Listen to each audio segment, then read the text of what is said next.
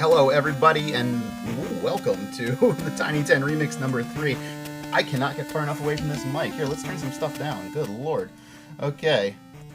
There we go. Now we're peeking the mic less. Okay.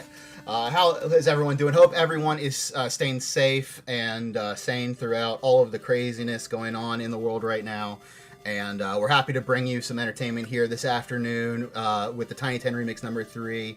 One game from each of the mainline Tiny 10s in this race. And let's go ahead and bring in our commentators here today. We are joined by Mo and Beltic Gaming. Guys, how you doing today? How you doing in general?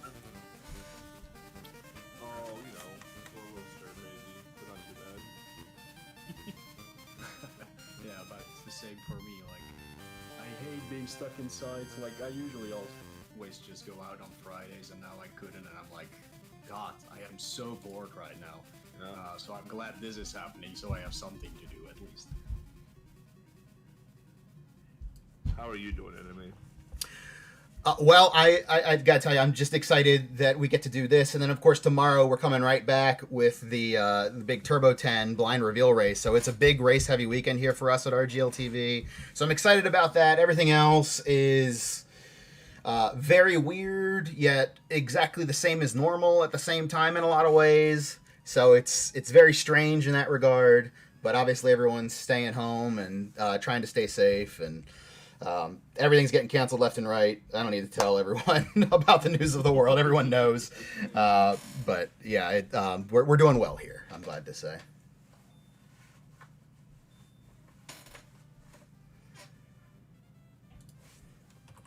So we are going to get everything kicked off here real quick. In just a couple seconds, we have our first four racers up on the screen. There you see. And we're going to get this race started and get everything going, get everything kicked off.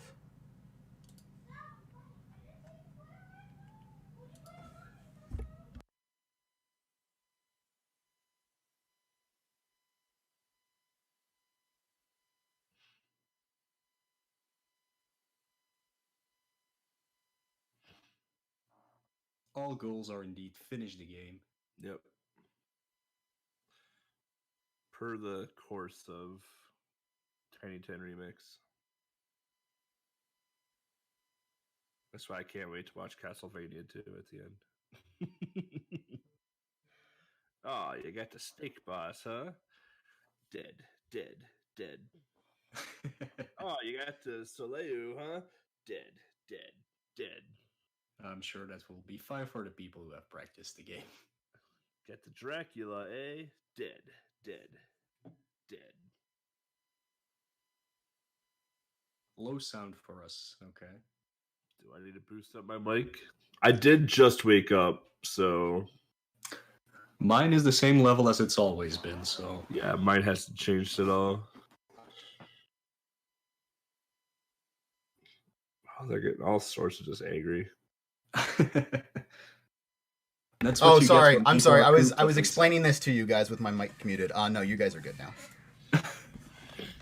I had bumped things down to compensate for the music, and then I had to bump you guys up. Then, all right. Oh, so, I see. Good. Yeah, there we go. So we're okay now. And I'm gonna just sit as far away from the microphone as I can to not peek it all day, because I will. Here, I'll bump mine down a little bit. All right, and I'll bump you guys up a little bit. All right, very good. So we still got this countdown timer going. Let's get that out of the way. Let's zero that out. Let's zero that out. Come on, Live Split. Ooh, I don't like how Live Split's behaving. You gotta press 3 on the numpad to reset it. No, I use 4. I think 4 is my undo. 0 and 4. I don't even know what my undo is.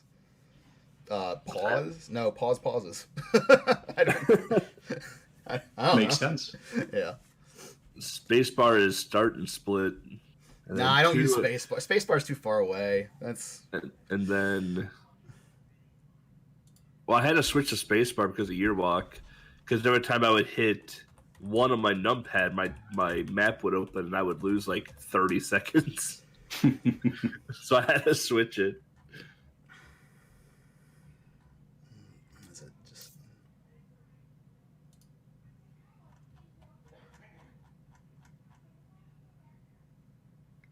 Okay, so everybody's ready. We're going to go ahead and start this race in a second. Let's see. Here.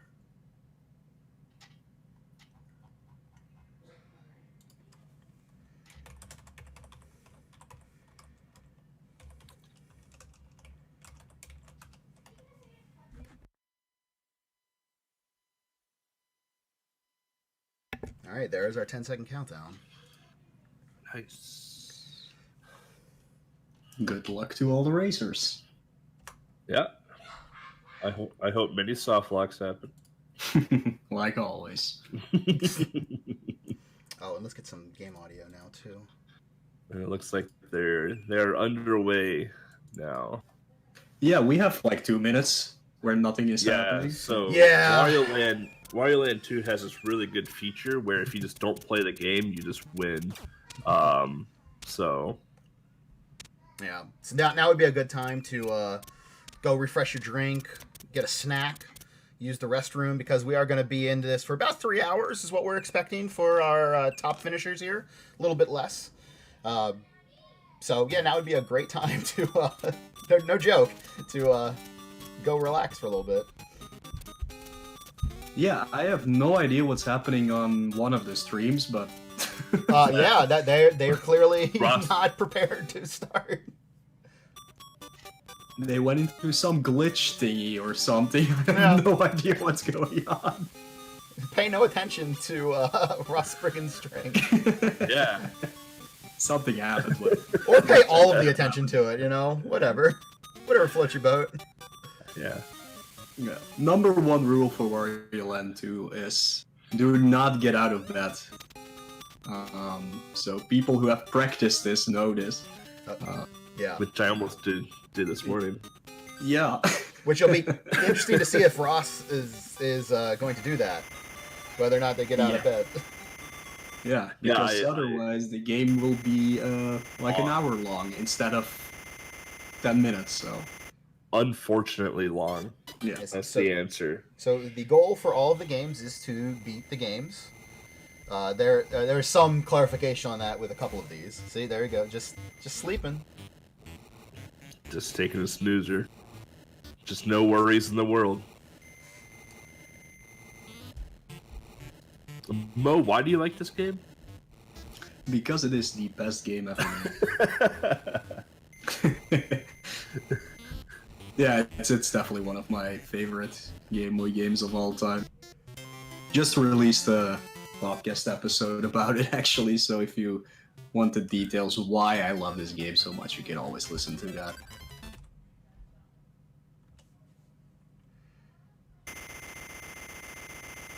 Just still snoozing.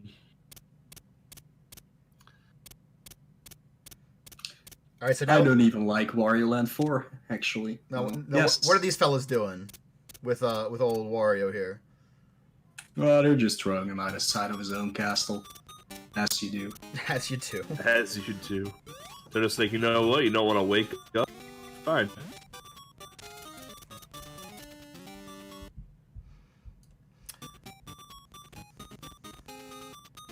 As you can see, Ross did wake up. Yeah. So that's gonna be a long time before we see him going to game number 2, actually. Yeah, even quote unquote any percent casual playthrough of this is Well, pretty long. I have an so- update from elsewhere. Fetty has also woken up. Okay.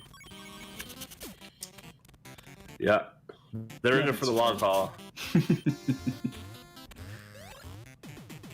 So yeah, what can you say about Wario Land 2? You are basically invincible. There's no actual way to die in this game. This, Um, yeah. So like, those bomb penguins, by the way, is the worst because they make you like drunk or sleepy or whatever, and the only way to like be fine is to fall in the water. yeah. On the European and American version, it doesn't make much sense. But they are normally throwing pints of beer to you, so you get drunk. So then you need like a cold shower to to sober up again. You can actually do an attack while you're drunk, which is like a burp, which also in this case makes no sense at all. But yeah, it makes sense if you know that it's beer that they're throwing.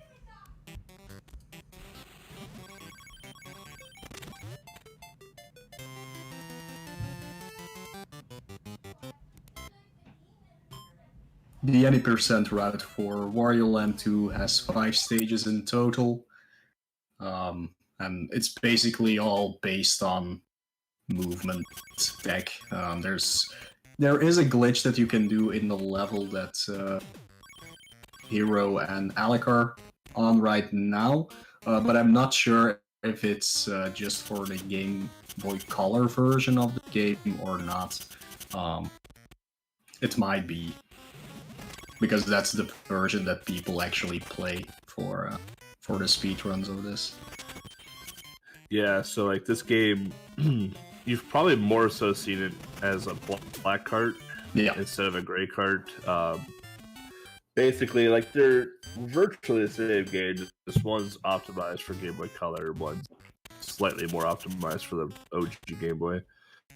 But yeah, I was like, I'm not a huge fan of Wario 2. Mo knows this, but one of my favorite things in Wario Land 2 is the rolling. I think the rolling's actually pretty cool. So let's say we got a little fire going on here.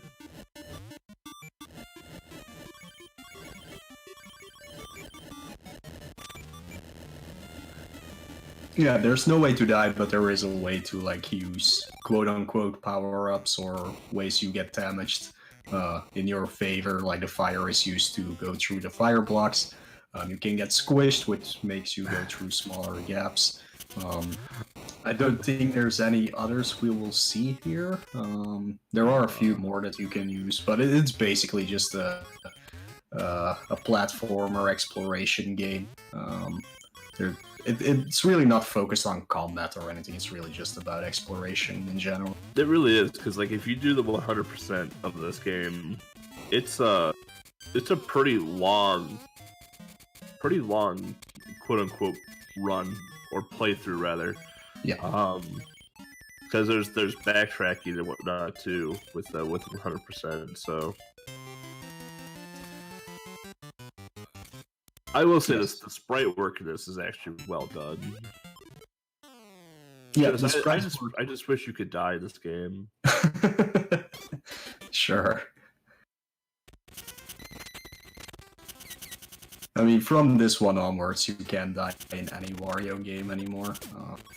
Maybe Wario World, I don't remember, but yeah, that's not what these games are about at all.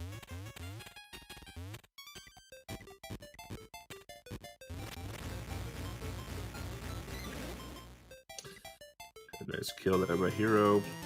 So yeah, for those wondering, like, oh, when they woke up, so what's the real big difference here? Well, waking up is about blind, maybe hour and a half, 2 hours. The speedrun 80% glitchless, which is what the category is for this race, is about 10, 11 minutes. Mm-hmm. So, that's the difference between waking up and not waking up. So, yep.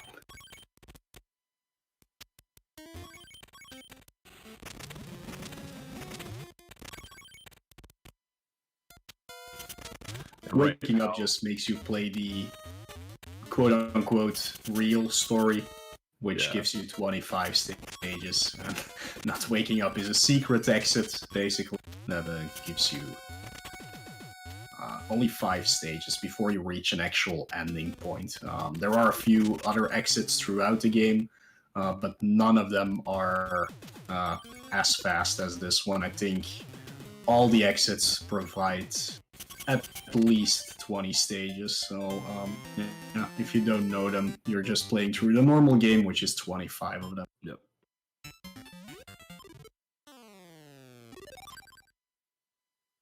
Those pelicans are jerks that you just saw on Smart Alex stream. all birds are jerks in any video game. Yes. Very few helpful video game birds. Even the ones that are helpful are just dumb. A lot of people don't. Yeah, I mean, they're also jerks. Like you got Beat, like he's just useless. He's very useful, in fact. I mean, he's still a jerk, though. He has a gambling problem. A lot of people don't know that. Smart Alec coming up to the boss of the game. One of them, but this is the end point for this route at least. Yeah. There is a trick to do this faster for sure, but it's really precise. So most people will not be going for it; they're just going for the safer. Because, yeah, again, you can die, but if you get hit during a boss fight, you get thrown out of the boss area, and you have to backtrack a little bit. Yeah, it's kind of a pain. Even like the backtrack, it's like, well, they know where they're going. Yeah, but it's a super big pain to like backtrack. Yeah, it's usually only 2 rooms you have to go through, but yeah, it does lose you a lot of time. There we go. Smart Alec is on to Wave Race. 550cc National Circuit. First place? First No, place. finish. Well, finish in first place, which is Yeah. Which is pretty easy. I didn't realize when I put this list together, but these first 2 races have a lot of kind of just sitting around as strats. Because we saw that with Mario or with Wario Land, where you sit around it first, and that's what allows you to beat it so quickly. And we're going to see that a little bit in Wave Race as well. If you beat the first 3 races, then it's actually faster in the 4th race to just sit there and let the race time out. Huh. So this is the lazy race, apparently, of Tiny 10 Remix. The Lazy River. Here That's we go. right. So Wave Race, it's almost like RC Pro-Am, in my opinion. Yeah, that's what I thought too. Yeah, I very much enjoy RC Pro-Am. It's just water-based instead of street-based. But, so basically, if you stay in the darker portion of the water, you move faster. If you go to the lighter version, you move slower. There are various pop-ups, or power-ups throughout the stage. As you just saw, there was an octopus on Smart Alec and Hero screen. I don't remember what all of the power-ups do anymore. One grants you invincibility. One gives you a speed boost, if I remember right. Yeah, the octopus makes you, if you bump into your opponents, you steal their turbo boost. So your goes back up faster so you can use it. But the churning in this game, my one gripe with this game is the sound effects. It gets to my head real quick. But because it's just the entire time. But the game is actually a lot of fun. It actually controls pretty smoothly as well too. I've played my fair share of top-down racing games on the Game Boy and NES, and this is one of the more smoother controlled racing games for sure. Like even the hairpin turns that you're seeing aren't really that bad. And I like that the checkpoints are smiley faces. Yeah, it may look like it's hard to control these things, but you have to realize they are on a water ski, or that's what it's called, right? A Jet ski, I think. Jet ski, yeah, whatever. Is that a brand name? No, Wave Runner is a brand name. Jet ski is the generic term. Yeah. Oh, Yeah, okay. you got Yeah. like, So yeah, it looks like they're like slipping, but that's normal because that's just how those things behave. So it's actually very well done, and it's not as hard as it looks at all. Yeah.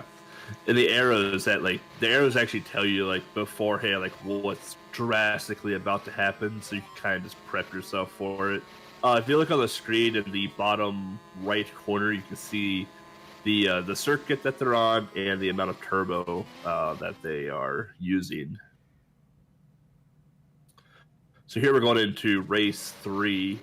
Yeah, race 3, and if Hero and Alec get first place on this, then they can just sit and race 4 and be perfectly fine.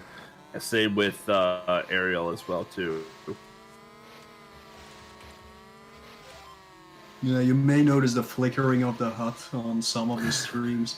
It's a problem on EverDrive for some reason. Yeah. Like, if you're playing it on original Game Boy, that is not a problem at all. I'm not sure what Alec is using, actually, because I don't see the flicker there. Yeah, I'm not sure. It does look like Super Game Boy 2, but yeah, whatever. Yeah, and the arrows that you're seeing across the water is just the current, so it just pushes the racer to the side. So what you're not gonna see them do is try and line up towards the middle or towards the inside. That way they can stay in the dark water as much as possible. Then they're gonna turbo through it to try and maintain all of their momentum and speed as well. Rubber banding in this game, I found out as well too when I did this game for helping Mo research however many years ago this was. And there is rubber banding. Once you get a certain distance away, the closest the closest AI to you will just magically start appearing behind you. So it is something to actually keep a little bit in mind. Like most retro racers, like most retro racing games, the rubber banding can be pretty brutal at times. Yeah, on National Circuit, it's not that big of a deal. Like, you can get through it pretty quickly for all CCs, actually. But once you've beaten all National Circuits, you unlock World Circuit, which is basically the hard mode of this game. And there it just gets anymore. World mode is literally impossible. Yeah. It's so hard. So yeah, as you can see here, we're playing Wario Land 2 again, and yeah, poor Ross is gonna have a hard time. Well, not a hard time, but yeah. Well, we got Ross and Fetty. Yeah, Fetty. Yeah, I'm trying to bring Fetty up on stream, but it looks like his stream is having a little bit of issues, or at least me being able to watch it is, so yeah, I might be switching back to Ross here. Oh, we got some fish, dude. That's right. Yeah, it looks like we got some time over here, and Grannon's moving on. I was watching Smart Alec, and then Ariel very shortly behind. So our top three, they are neck and neck and neck. Yeah. I was watching Ariel practice this game, and the amount of fun that they were having. I genuinely don't know if you're being sarcastic or not. Oh, that's sarcasm. I'm pretty sure you are being sarcastic, yeah. Fish. I love Fish Dude. I do too. Fish Dude. The speedrun of Fish Dude is the absolute worst, but the game itself is so good. Fish Dude is, I forgot how many stages, but basically you're a smaller fish. You're a fish that eats smaller fish, all while that there's a bigger fish trying to eat you as well. And throughout the stages, there's going to be slight obstacles, like the squid, where if you touch it, you can ink the screen, and the big fish no longer sees you, almost like Metal Gear.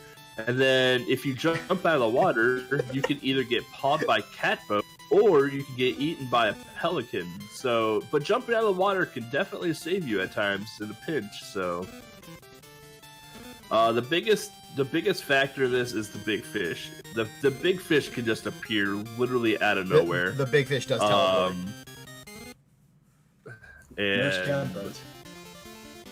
And the big fish is just a jerk, because anywhere that's an entrance or an exit that's off screen, the big fish can just come from. It's completely... Yeah, your best bet is to keep him on screen somewhere, so you always know where he is. Catboat. Ariel actually found out you can eat the big fish in these early stages as well if you get him on the tail, so... Oh, you can? Yeah. That's huge. But I bet he respawns. Of course he does. Yeah. As we do. But the music in this game is so good. It's such a basic game as well too. It's what makes it even better. Like it's a really basic, easy game to get into, And like a person would never know, like, oh, this is what this is what I just needed in my life. And then you play, you're just like, wow, this is amazing.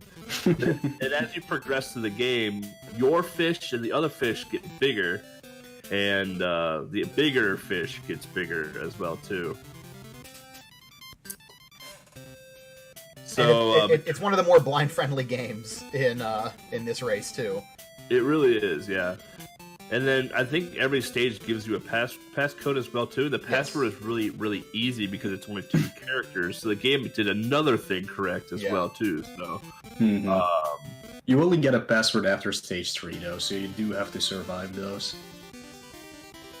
Yeah, and there's the jerk bird.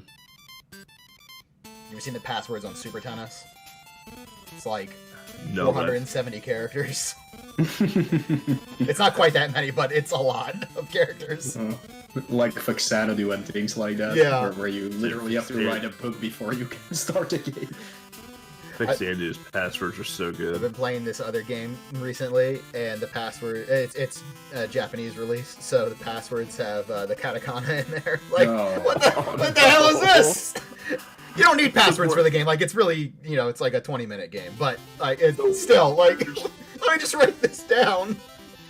The worst part about them too is that like some of them are so poorly like drawn out in the game too that you just can't tell what character they are. Yeah. So you're just like, I think it's this one. It's pretty good in this game, but there's some subtlety in some of the characters in Japanese, especially to our French fried American brains. So it's a little tricky in that regard. So just to explain the HUD a bit too, in the bottom right corner again, you can see a fish icon and you can see a timer. Basically, you have 200 seconds, I think it is, to eat X amount of fish, and the number next to the fish icon is the amount of fish that they need to eat per level to move on.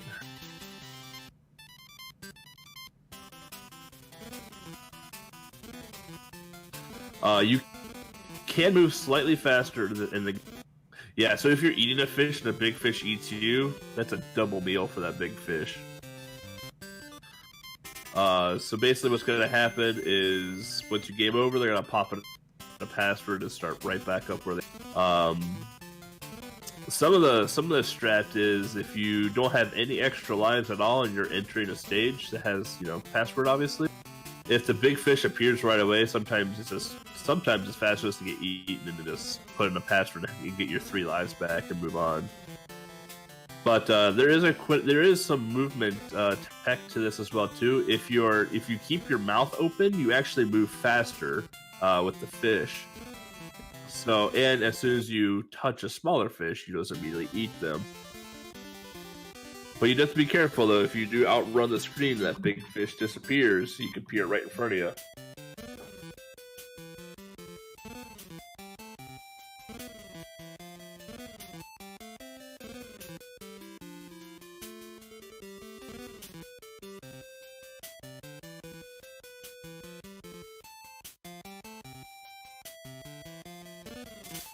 There it is. God, we have to see a water jump. Oh, and a second water jump.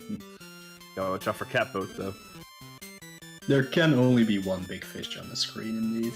Yes.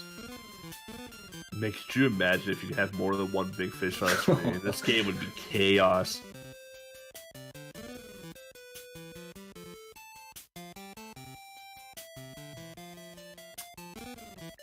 Like, would you ever think of the name Fish Dude for a game like this? Like, what? That's part of the charm. It is. Like, if it was called, Eat Some Fish or something, like, that wouldn't be any good. Actually, that would be pretty good, too, if it was called Eat Some Fish. I accidentally ruined my point. But Fish Dude's a pretty awesome name. It is. It's a very good name. But just imagine, going to the store and just seeing the box. But you just see a game called Fish Dude, and it's just this... That's how it went back then, man. That's how it worked. It's this cartoon fish on the front cover that's smiling.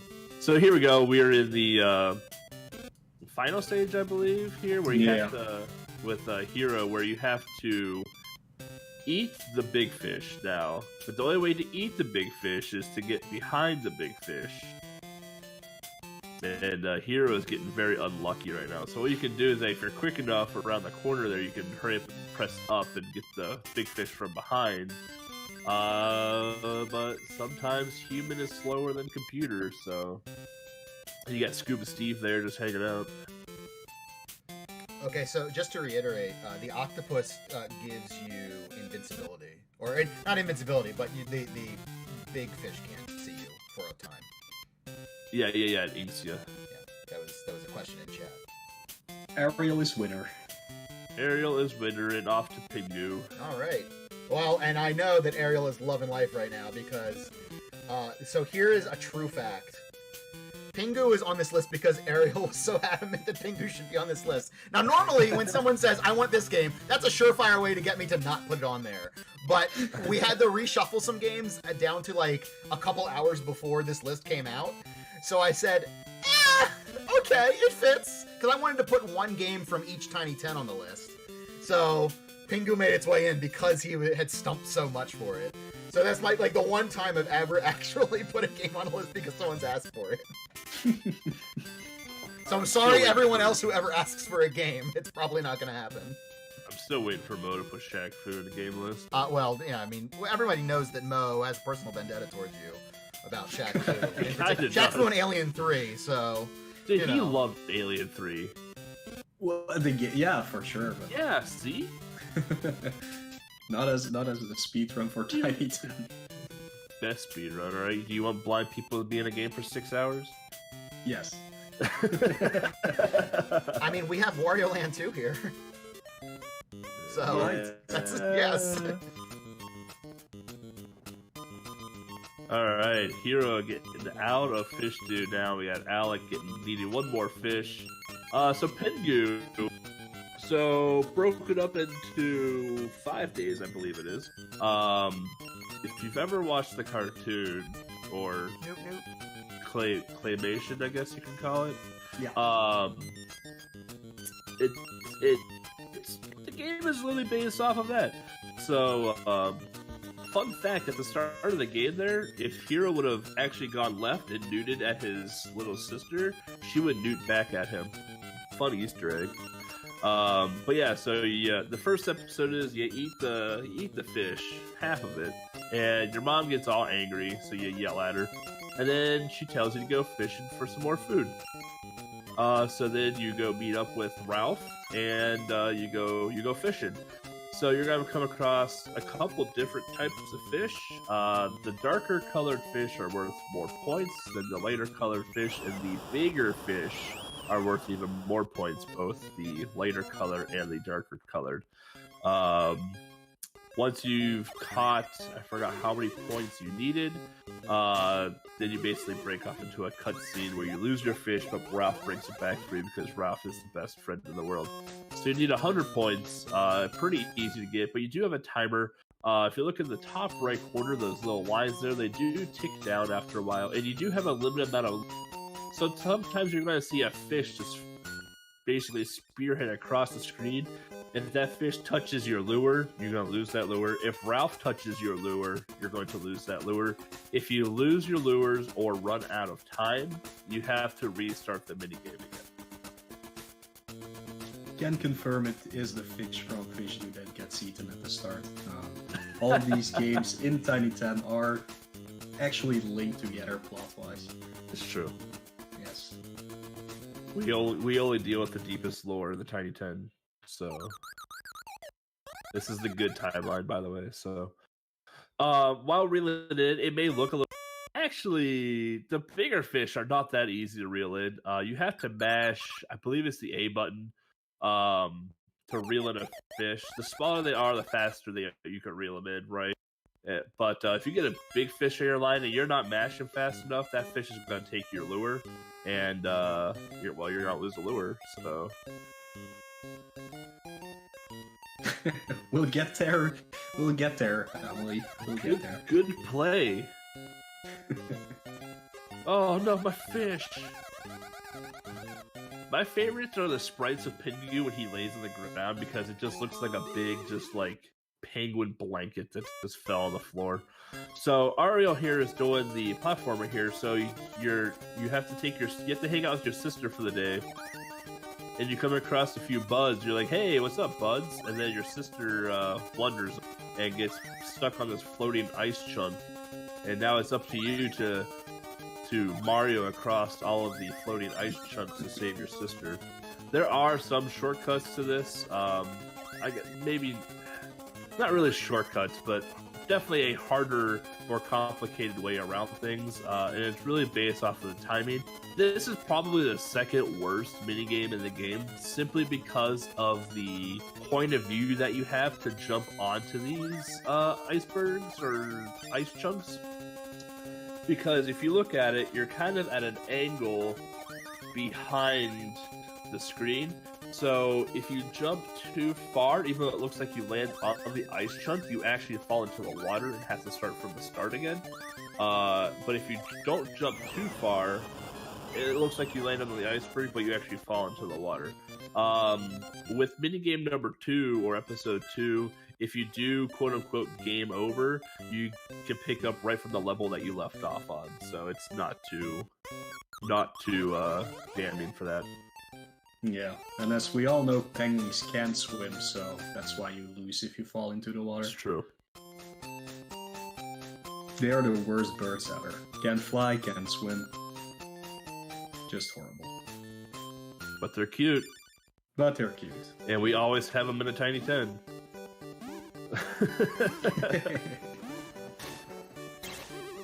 So here, episode 3, Pingu breaks a vase because he's playing soccer, aka football, in the house.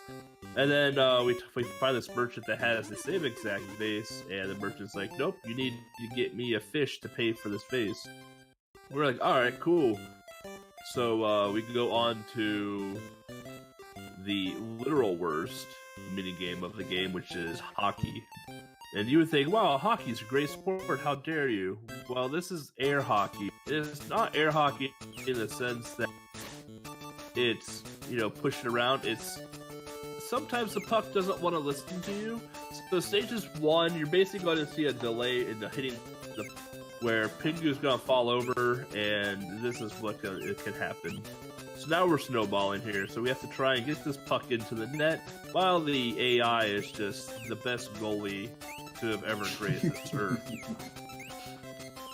Yeah, welcome to RNG hell. If you can't manipulate correctly, this is what happens. Yep.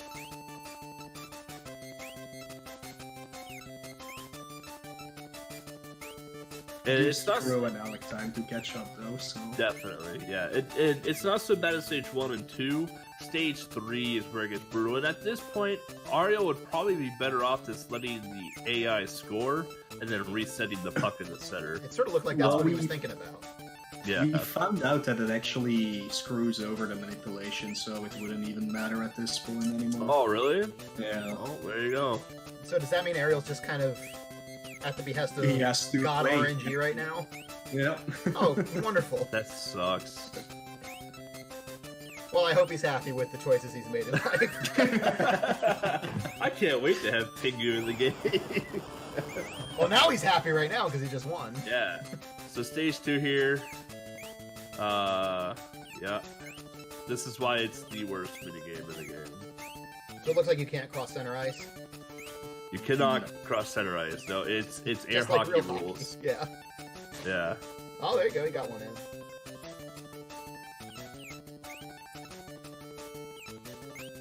So is the manipulation per stage here, or is it like from the beginning of the air hockey, air ice hockey game, and that's it?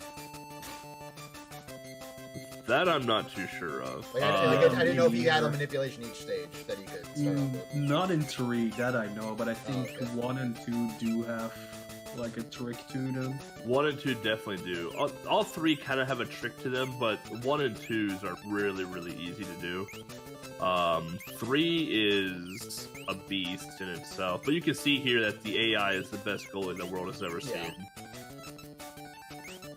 And it's like, and you would think, wow, the puck, shouldn't be that hard to move. It's actually, the puck is the puck is the most frustrating part of this. It's not even so much the AI; it's the puck movement and control.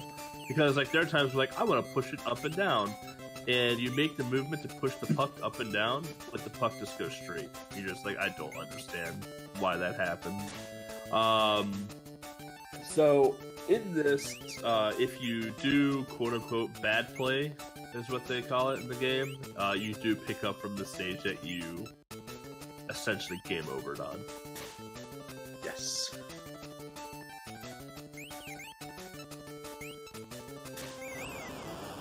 We got a sync between Ariel and Hero right now. We got Alec in stage 3, which is the harder of them, because the AI is faster and the puck moves a bit faster, so... Yeah, Alec is in, well, as far as I can see, in the lead now. Maybe I'm a little behind, but... From what I can tell, he's in the lead right now, Yeah. but Ariel and Hero are right behind him. Yeah, like I said, it was time for Hero and Alec to catch up because of the failed manipulation, so that's what happens with games like this.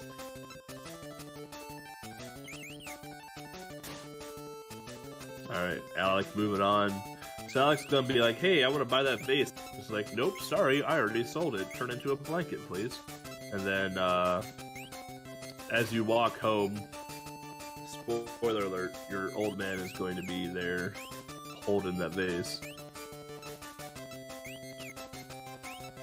I like that your dad smokes a pipe in this game, too. I like that the snowman actually looks human as well.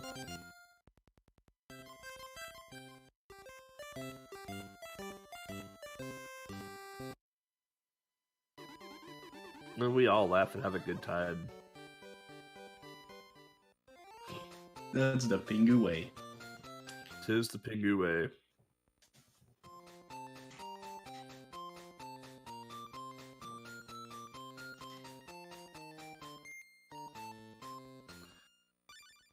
So now we're going into the final episode of Pingu, and you're wanting your mom's attention, but your mom is paying attention to your little sister, and you just keep pestering her, mom, and then she gets real upset, basically throws you out the door physically, makes Pingu cry.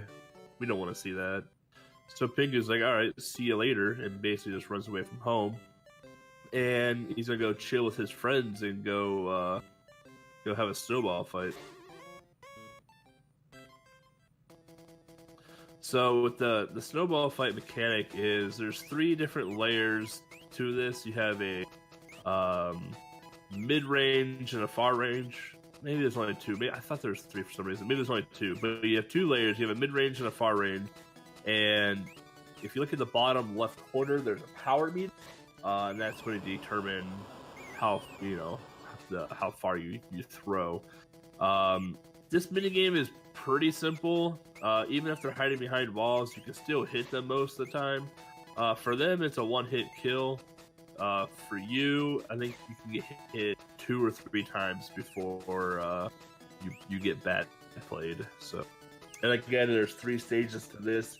If you do get a game over or bad play, you can just start up where you left off. Yeah, and you can hit the other penguins even if they're hiding behind the full wall. They cannot do that with you. You're always safe that way. Correct, yeah. I would say the hardest penguins to hit are the closer penguins, because I always overthrow the middle segment. Pingu is literally the Canadian sniper right now. Just hitting headshots from behind a wall. Wait, Canadian sniper? Yeah. The Canadian sniper, I believe, still holds the longest sniper shot. That was the context I was looking for.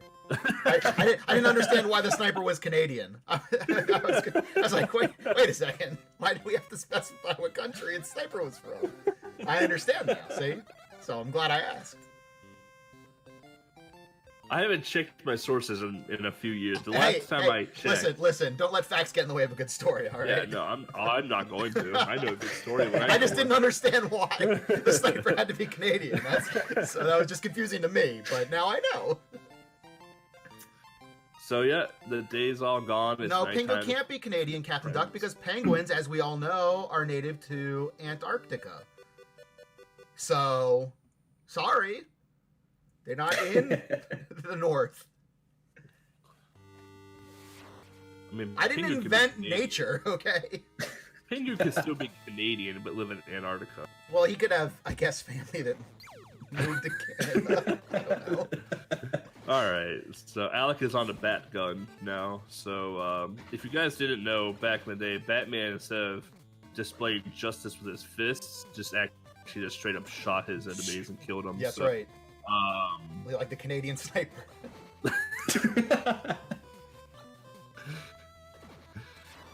Back what can we say about Batman? This is He's actually put on really a couple cool LBs in this game, you know. He did. He's been He- eating well during the quarantine, so, you know, God bless him. he Oh has no! eaten- Oh! That jump did not happen. He can't fly. That's the other thing. Unlike bats. He just, Well, that's because he put on so much weight. just So straight since he up- put on so much weight, he just can't jump That's- anymore. yeah. There is a float button, but it doesn't work.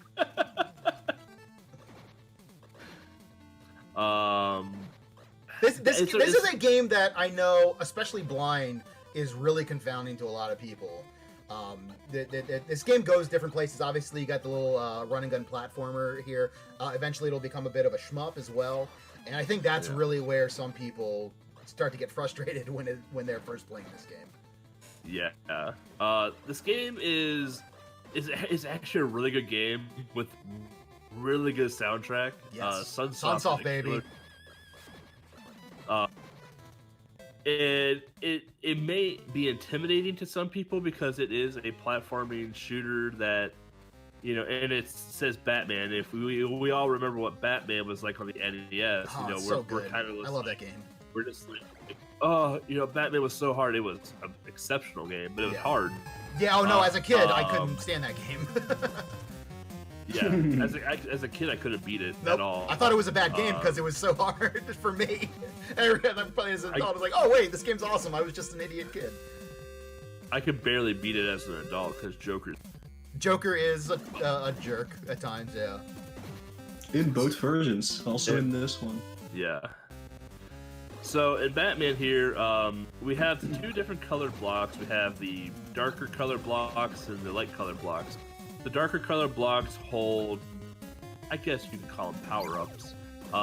Sometimes they give you a different gun, which I believe you want the Batarang, question mark? Yeah, for this the run. R is the gun you want. Yeah, and then sometimes there's a gun power down power up, which will just power down your gun. Some of the quote unquote gun power ups or different guns make your gun super short, where you have to be really close to the enemy to hurt them. Some of them let you shoot through walls. It just really depends on the power up that you collect. Some of them will give you a shield, some will give you one-ups. It's just you have to kind of know what blocks you're breaking or know what the icons do when you see them. There is a lot of just adaptiveness and responsiveness to this run as well too, because if you do accidentally break a block, you have to be very careful of, you know, not to pick up something bad. So you can see there's a 1-up on hero screen. So you can see on Ariel there, they just defeated the first boss. I believe in this game as well that the bosses do have a critical point if you shoot them in the head. So Yes. you can do extra damage if you're doing headshots to them, which is actually a pretty cool feature that you don't see all too often in a Game Boy game. So Yeah, they usually don't distinguish between those things. And yeah, just like the NES game, this is based on the objectively best Batman movie ever, so... where the boss name is Jack. Yes. Checkmate.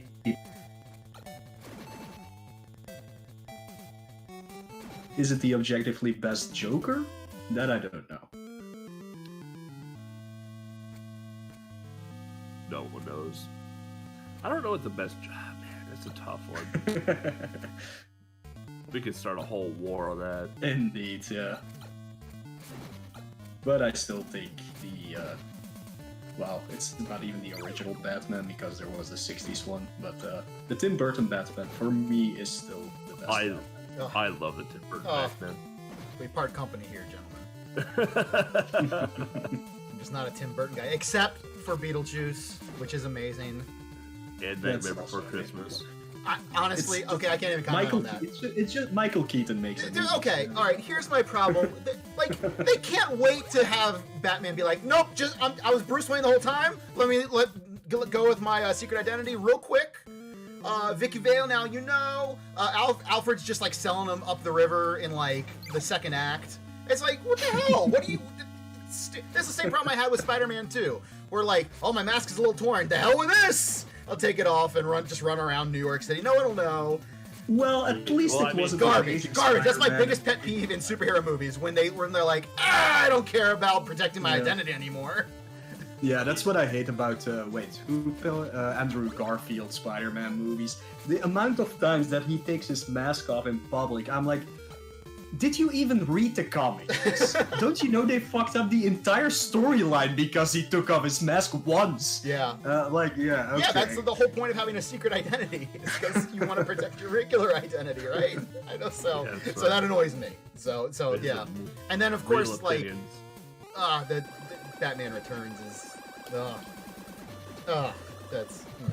Can we all talk about Batman Forever for a bit and how that's probably the greatest? Batman Forever is the best Batman. Like, it's got Kiss by a Rose. Like, what are we talking about?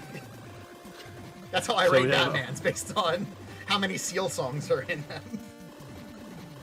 So we have Ario in the shoot 'em up now, and Smart Alec in the shoot 'em up.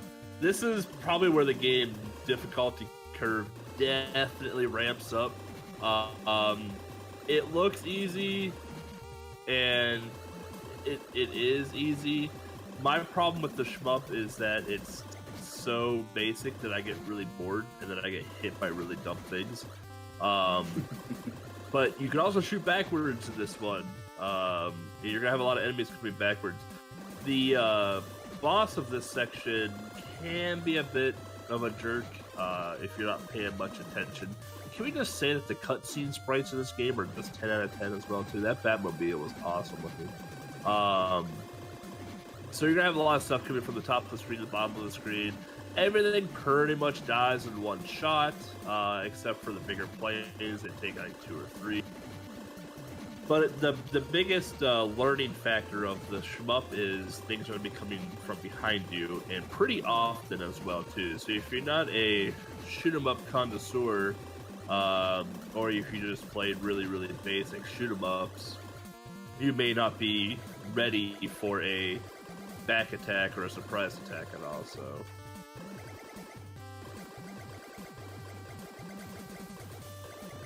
Yeah, this first boss you just have to like fight him, but the second one, like for him 3-2, you can actually go into the sprite, and if you can mash hard enough, and that's a big question, you can actually take him out by just taking damage, which makes these fights a lot easier. Yep. And yeah, you can shoot front and back at the same time, which when you're moving in between the bombs and the blimpies, it's very helpful. Don't mind the floating dead penguins in the sky either. Yeah, and that's how Pingu, the previous game, and Batman tie together. It's true.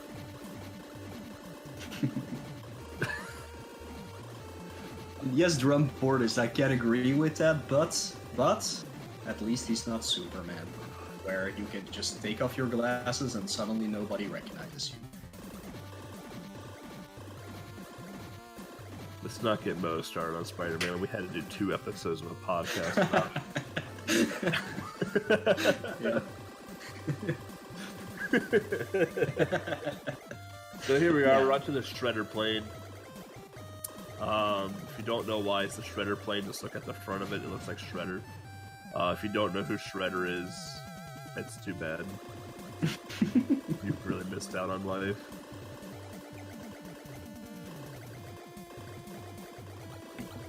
So the helicopter is probably the more worst thing to fight because the balls kind of just like hone in at your previous locations, and sometimes all like corners. So you're just like, well, am I gonna? Maybe not. So into 4-1 here, this is where the platforming starts to get pretty nuts as well too. Typically, Batman's gonna take the high ground, but here you're gonna go through the low ground. And you're gonna have a lot of stationary turrets. The platforming looks pretty basic. However, Batman's controls questionable at times. They can be quite floaty, which makes jumping on moving platforms and smaller platforms actually kind of difficult to do. It can be a benefit or it can be a detriment. It kind of depends, you know. You can kind of make up for some stuff at times, but yeah, it definitely takes some getting used to. And as you can see, our top 3 runners here have definitely put a little bit of effort in and gotten some used to it, but that doesn't mean that everything's going to go perfectly here in the race. Right. So 4-2, this is the bane of everyone's existence that has ever played this game. I remember when Mo put this game into the Tiny 10, people were just like, how do you beat 4-2? It's impossible. It is a very hard stage. This is the hardest stage of the game and the run, in my opinion, where you're in a auto-scroller. However, you have to know what is coming up, otherwise you're going to take damage. And if you, I think it's something like 6 hits, you're dead. You're going to come to a point where you have to know what platform to jump on, because otherwise you're going to have a dead end. It's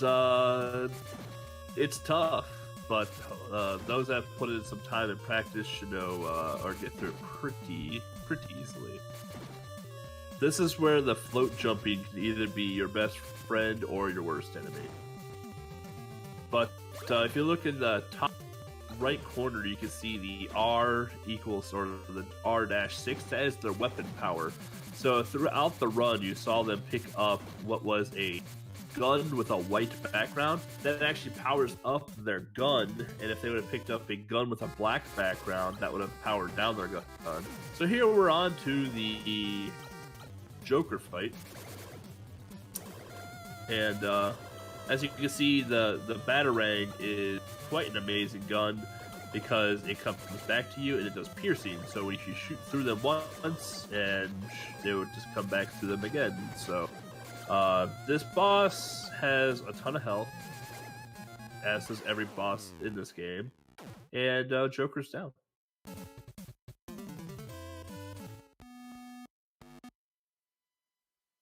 And Batman kicked him off the top of the building. Off the roof. That's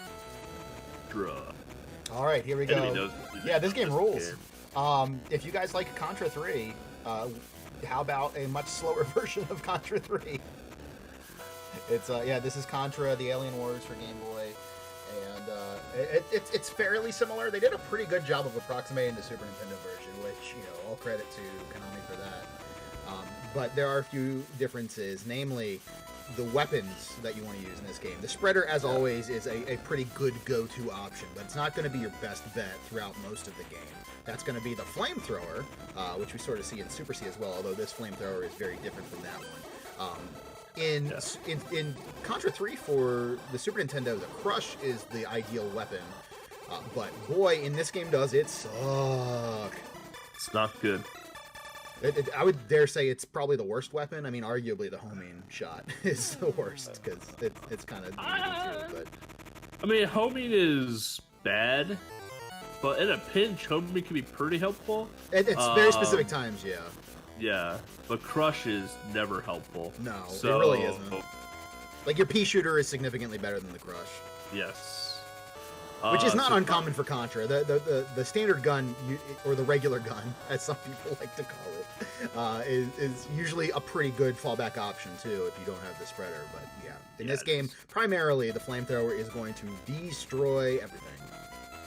Unfortunately, that does not exist in the first stage here. So you see Ariel and Alec running through with the spreader for now. And they're going to be able to get the flamethrower guaranteed in the second stage. Yeah, so here we're coming up against the Teenage Mutant Ninja Turtle. They got a little bit too much ooze in I love how the giant second it is. movie. Yeah, that's Toko, right? Yeah. So there's a little crystal right in the front of their chest. All you have to do is, if you have spreader or just the regular gun, standard gun, you can just kneel down basically at the front of that window and There it is. basically hold down shoot. So now we have the flamethrower, the best weapon in the game. Yeah.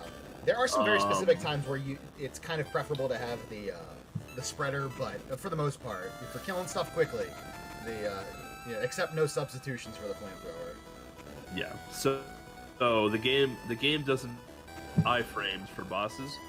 So with the flamethrower, it's just a continual stream of basically bullets, you can call it. So it just melts enemies real fast. So you're gonna see here, after this top-down view is done, we have one more turret, I guess, to get through. We're gonna come across a... And depending how quick you are to position yourself, you can take out the... really quick, because they have 6 little spindles, 3 on each side.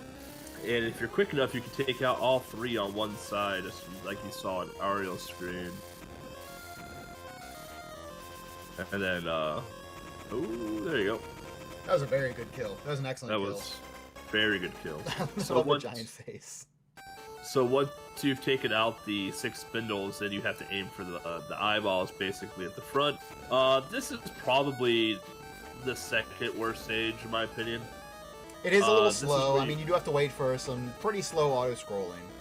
I can see why you'd say that for sure. The 2 reasons I say it's the second worst is because you get introduced to the wall climbing in this stage, and the wall climb is kind of to begin with. It's kind of janky to get back to the top of the thing, and then once you get past the auto-scrolling wall climbing section, you're introduced to a pit with some random missiles coming at you, and if the missile RNG is not in your favor, it's a bad time. Otherwise, this stage isn't bad. So this game comes in 3 different difficulties: easy, normal, and hard. The easy difficulty, the game actually ends after this stage. Yeah, it's really weird. Yeah. So in order to see the full game, you play it on. And I believe in Tiny 10. Yeah, everyone's playing on normal, and this one to see the entire game. In Tiny 10 2, when this game was debuted, we only played it on easy. Right. So. Yeah, so that's one major is maybe an overstatement, but that's one difference between the original listing for this and Tiny 10, and then here we are for Tiny 10 Remix 3. Yeah. The only reason I know the goal for Tiny 10 2 of this one, because I ran a Tiny 10 2, is the only reason I remember it. Yeah, I was still nice then. Yeah. Wow. You put trap in, I don't know about nice. By the way, if you ever want to be able to legitimately say that you have a sub 10 in Contra, this is a great way to do it. Yeah, it is. So that wall climbing section there, you just have to stay between the monster's legs, and when the monster comes in, you just have to hit its head. Once you've defeated the said monster, you can just climb up the wall. It's not a big deal, but you can kind of see how the missiles there, if you don't have the right weapon across that gap, can just be hell on earth, honestly.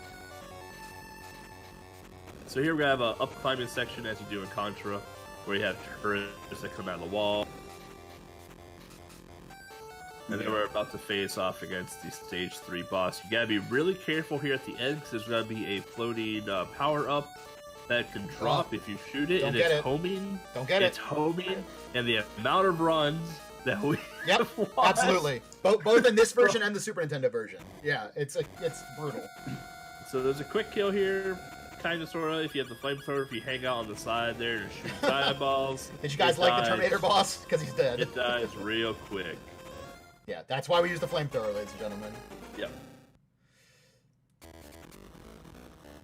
So we're into the best part of the game, in my opinion, where we actually go against actual aliens now.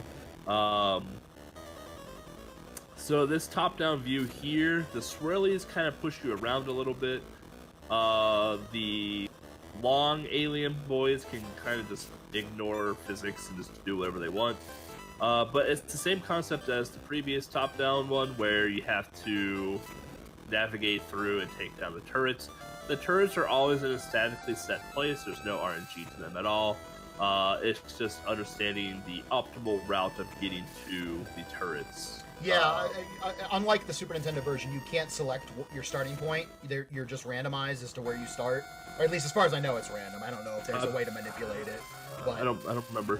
And this boss is very different than the Super Nintendo version in that, like, you can set yourself up and just wreck this boss, like, no problem. I mean, you can wreck the boss in the Super Nintendo version, too, but this has 4 different pieces that you have to shoot and navigate around, while it has a little, encirclement of, I don't know, like, options from Gradius in it, protecting it. So you just go around and boom, dead with the flamethrower, just like everything else, really. Yeah. And here we are on the final stage. This is, in my opinion, the worst stage. Not so much that it's hard, it's so much that it can be unfair if you don't understand the aliens running at you mechanic, because sometimes they'll jump over a gap and you don't know they're coming, and you'll hit them in the gap and you'll die and lose your flamethrower. Yep. Lost a lot of runs to that. And especially the final fight, too, when the aliens just keep coming from both sides. Sometimes they can get real sketch real quick because you have some tight corridors to deal with. So, but this is probably the best mini boss in the game right here. Yeah, this is the final boss from Super C. So they kind of, in the Super Nintendo version, they kind of give you the final boss from the previous 2 Contra games right back to back. You got the big heart, which is not much of a boss, and then they give you this, which is quite a bit more challenging when you play on the Super Nintendo version than this one, but that's okay. And then I think we don't have the wall climb here, so we just go right to... We go right to the final boss. Right, yep. Well, which again is not even like the fake final boss in the Super Nintendo version. Yeah. It's just the this is a boss from Super C. It's not the final boss from Super C, but as you see, not much of a boss in this game either. Yeah. Because that's it, ladies and gentlemen. I hope you enjoyed the show, because just that quickly. I gotta be very clear. If you do that without the flamethrower, it takes way longer. The arms of the little snake boss are way crazier to deal with. Very scary. So Ariel did a great job maintaining the flamethrower and taking that boss down real quick.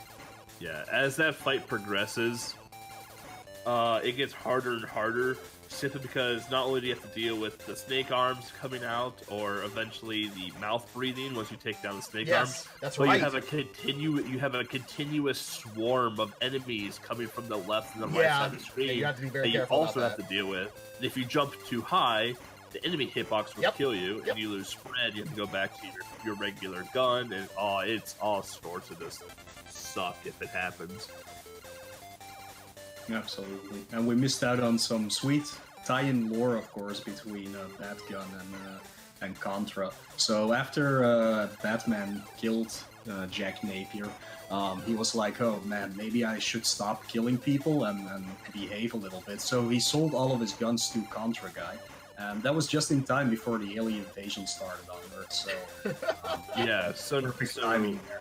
So now going into Solar Striker, the Contra Guy was like, you know what, I got to the aliens. So then he took the flying Batmobile and transformed it into the this is now the Batjet, and has taken it to space after the aliens. So you gotta take them down on their home turf now. Solar Striker. I was surprised you didn't put Solar Striker in the first remix. You gotta spread this out. The biggest mistake I think you can make if you're planning long term for these multi-game races is to load up the first race too deep, and because then you don't have as much to pull from the next time. You don't want to you make it too good the first time out, then people might not come back subsequent times, So we had to save this one for the third one. And boy, let me tell you, people were really thrilled that we finally put Solar Striker on a Tiny 10 remix. I can't even tell you. all the comments that I received about people just being super excited about this game being on the list. No, everyone hates this game apparently, except for the people on this call right here. Yeah, I love Solar This Striker. game's awesome. I have my sealed copy right. Oh, it's not here anymore. I moved it. I put it away. But yeah, I had a sealed copy like within arm's reach of my streaming setup, like for a very long time. That's how much I like this game. Yeah, I think Solar Striker was one of the first shmups to come out for Game Boy. So it's a pretty basic game. Yeah. Like the power up system is exceptionally basic. Like you pick up a power up that says P. You can only power up your gun 2 or 3 times. Real basic maneuvering. Left, right, forward. Enemies come from the top of the screen. Pretty basic shooting. Doesn't really become a bullet hell all too much. But the music is phenomenal. The sprite work is very well done for an early Game Boy shmup. It's just a very enjoyable game. I have a soft spot for Gunpei Yokoi developed games too. That's yeah. And this one is. And you could sort of see his love for shmups creep into Super Mario Land as well, with those couple of stages where they just straight up become shmups. So he made his own actual shmup. And while opinions may vary, I admire that. It's a genre that I admire, you covered pretty much everything else that I could have said, Belvic. I agree completely. Yeah, it is just a scary game for putting into a race like this, because outside other shmups that were in Tiny Ten, like R-Type and Nemesis / Gradius, they offer continues, or at least an option to have like 99 lives, so you can get through them pretty easily. This one, however, has no continues. You only start with 3 lives, basically, if you count the one you actually start with. And every 50,000 points, I believe, you do get an extra life. But it makes it a little bit scary, but if you know this game, if you play it 3 times, you should know it well enough to only die a few times, then it's not that bad to die, because your power only goes down 1 stage instead of just losing everything, because that would make it impossible if you lost everything. Yeah. I think blind this game took me like an hour. Yeah, that seems like a fair assessment for that. Like you said earlier, this game does not really become a bullet hell. Sometimes when you leave too many enemies on screen, you might have to dodge a little bit more than usual. But luckily, the patterns are completely set, like in most shmups, basically. But in this one, it's even more simple, because they usually go left to right and backwards. So you can really anticipate for that. The only bullet hell that does exist in this game is the Stage 4 boss, which was the goal for the original Tiny Ten, because that one actually does prove a challenge if you don't know what you're doing, and you can die easily there and lose all your lives. But if you know the pattern, there's actually a really easy way to just dodge everything. So yeah, putting the full game in this is definitely not a bad choice. Yep. And again, just looking at the HUD, very basic shoot 'em up, basically a standard shoot 'em up HUD as well too. Bottom right corner, you have your credits, your lives, and then in the middle you have your high score, because we know how much the high score mattered back in the day on the Game Boy. I can't even tell you how many times people have come to me and said, "Hey, did you see the new high score for Solar Striker?" I said, "No, because you're not a real person that exists talking to me right now." Yeah, I do think that the understated HUD is pretty good for a game like this, especially since the power-ups are so basic. And I think there's something to be said for shmups that have a very basic power-up system, or almost a non-existent power-up system in some of them, where you just like your weapon improves when you beat a stage. You don't really have a choice over the matter. Right. I mean, I think that's an interesting way to do it. Obviously that's one of the big varieties in shmups, whether you have top-down, side-scrolling, or a combination of the two, but then also how your power-up system works. And there's about a million different ways to do that across different shmups. And this one keeps it very simple. And I think that's to its benefit, because it is a pretty early Game Boy game. And You know, it could have really overthought itself. And Right. It said, like, you know what, And let's just it- keep it simple. Let's make it pretty basic, ramp up the challenge, and not be too crazy with it. And I think it works out pretty well. Yeah, you can definitely tell this is a very early on Game Boy game as well too. If you know much about Game Boy development early on, the sprite work and just the amount of sprites on screen, typically developers kind of took it easy, simply because they kind of just didn't know the capacity of what the Game Boy could do. Right. It wouldn't be until like late 1991, 1992 when really like they started like understanding like the capacity of what this Game Boy is capable of. Sometimes to the good and sometimes to the bad. But I mean, we have such games as Link's Awakening, you know, on the Game Boy, which is a very large game, you know, for a handheld. You have Pokemon, which is a very large game for the handheld device. But then you have some other games that are just very short but very lag and performance heavy issues. Like you have Kirby's Dream Land, which is a very cute game and a beloved game on the Game Boy, but it's very riddled with performance issues, just like Kirby's Adventure is on the NES. So it was kind of the experimentation era of the Game Boy at that point. Yeah, it's highly dependent on mostly the size of the sprites when it comes to Game Boy games. Like, if you look at Solar Striker, everything is pretty tiny, so it doesn't take too much out of the Game Boy system itself to be able to put more on there, even though this is, like, pretty basic. Like, there's not that much background or things like that in it. Right. But it's way easier for a game to run like this. If you look, for example, to R-Type on Game Boy, they used a little bit bigger sprites. Still not that big, but they went too big for the Game Boy, at least, which causes a lot of lag. And if you look at Nemesis or Gradius, at least the first one, that game runs pretty smoothly, actually, for a very intense shmup on Game Boy, because they just limited themselves to like very tiny sprites. And when they went to the sequel, they kept those tiny sprites, but they went all out on backgrounds and other graphics, and that game still runs pretty smoothly.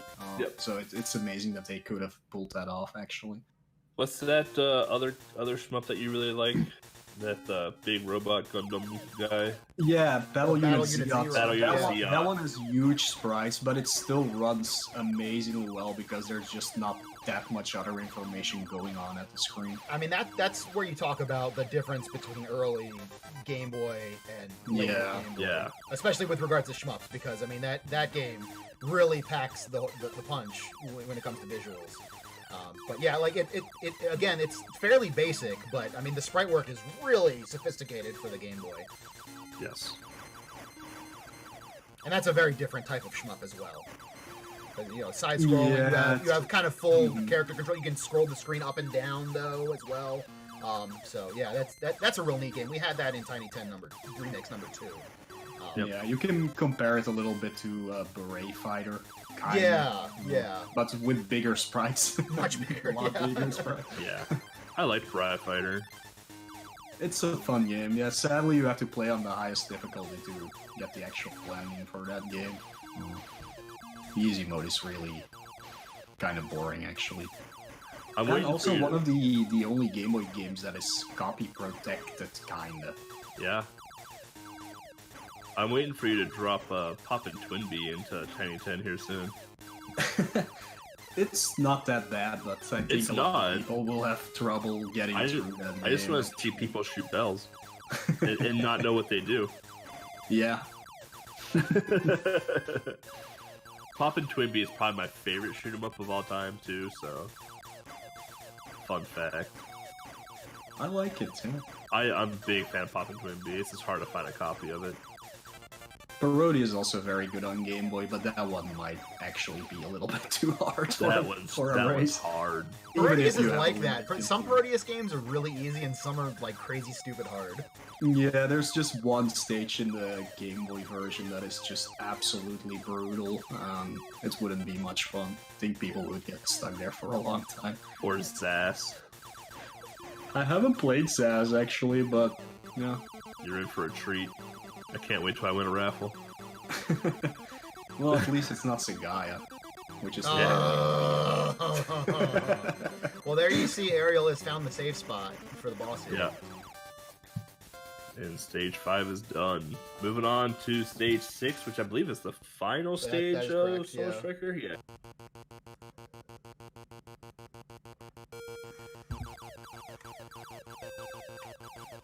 Yeah, Ariel doing a very, very nice job in Solar Striker right now. Smart Alec as well. I know this is a game that gave Ariel a little pause too. He was kind of worried about it, and I mean that's the thing. I mean, people, you know, it's very much a genre that people either like or don't like. You know, kind of in general. It's like some people might like some platformers, but not other platformers. But usually people like shmups or don't like shmups. So it can be very polarizing in that regard. But yeah, you know, I didn't want to put anything that was too big. There's not really any crazy except for like Sagaya shmups on the game with Sagaya. Like, there's no good version of Sagaya. I like shmups. I'm just really, really bad at them. I think a lot of people feel that way too. That it can be a daunting genre because it has such a reputation for it. But it, you know, like anything else, you know, you get a little bit more used to it, a little bit more familiar, put a little bit of practice in, and it's really not even that difficult to get decent at because so much of it is predetermined or based on. Not so much in this game, but a lot of shmups, you're trying to reduce the lag and just stay alive, and that just comes with familiarity more than really anything else. So, you know, fortunately, we see these top 3 runners here. They definitely put that time in to become familiar with all of the games, and this is no exception. And they're reaping the benefits of that by the progress that they're making through here.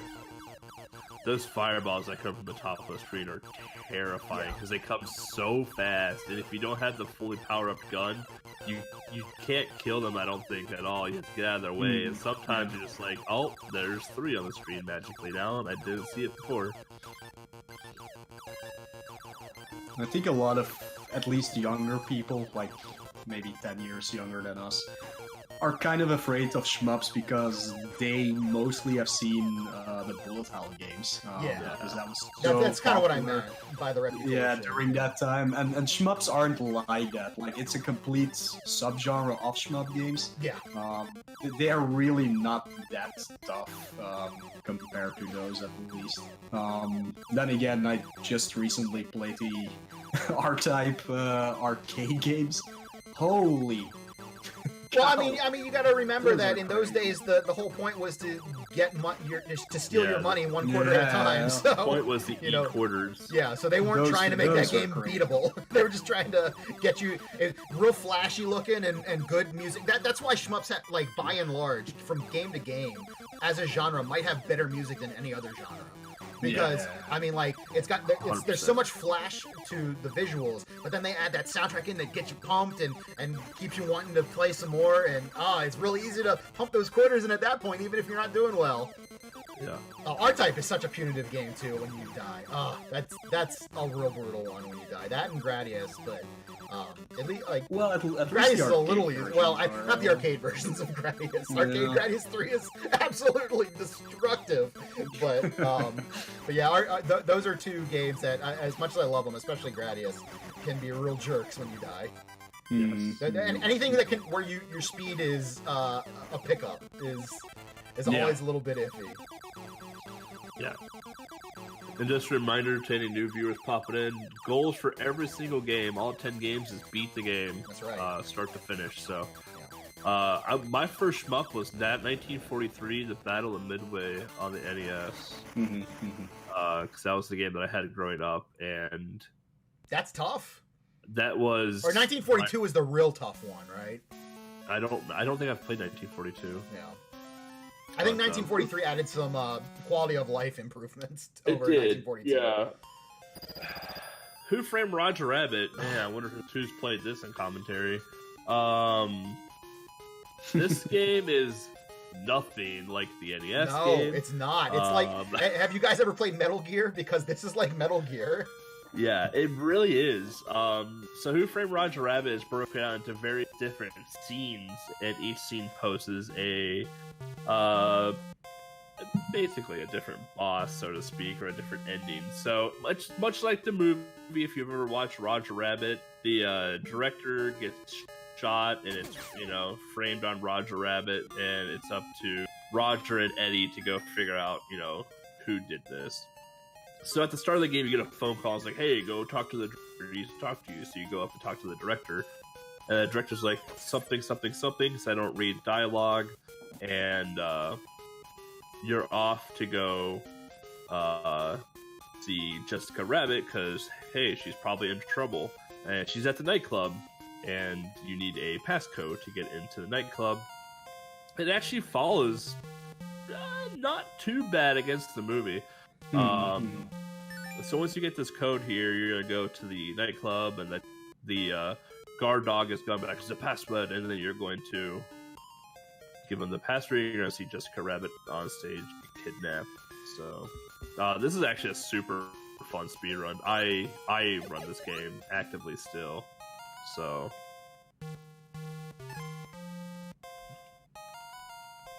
that's basically it for episode, or scene 1 rather, of Roger Rabbit. It's pretty basic. So you have Psycho and Dylan Stupid go and hijack Jessica Rabbit. You get a passcode. Then you're into scene 2 where you get to talk to Eddie, and Eddie's gonna be like, "Hey, hide in this closet because the weasels are after you." Just like in the movie, if you've ever seen the movie, which if you haven't, I highly recommend. What are you doing? Stop watching this and go watch Roger Rabbit right now. Well, okay, watch it after this, because we still have 2 more awesome games after this. Yeah, how does Solar Striker tie into Roger Rabbit? That's a good question. Well, I think it's pretty obvious that, considering that we have a crossover between Disney and Warner Brothers in play, that there was definitely some alien technology brought back after Solar Striker that was either used for mind control or kind of some sort of financial gain that brought both sides together, that allowed the movie to take place in the first place, and then we get Roger Rabbit.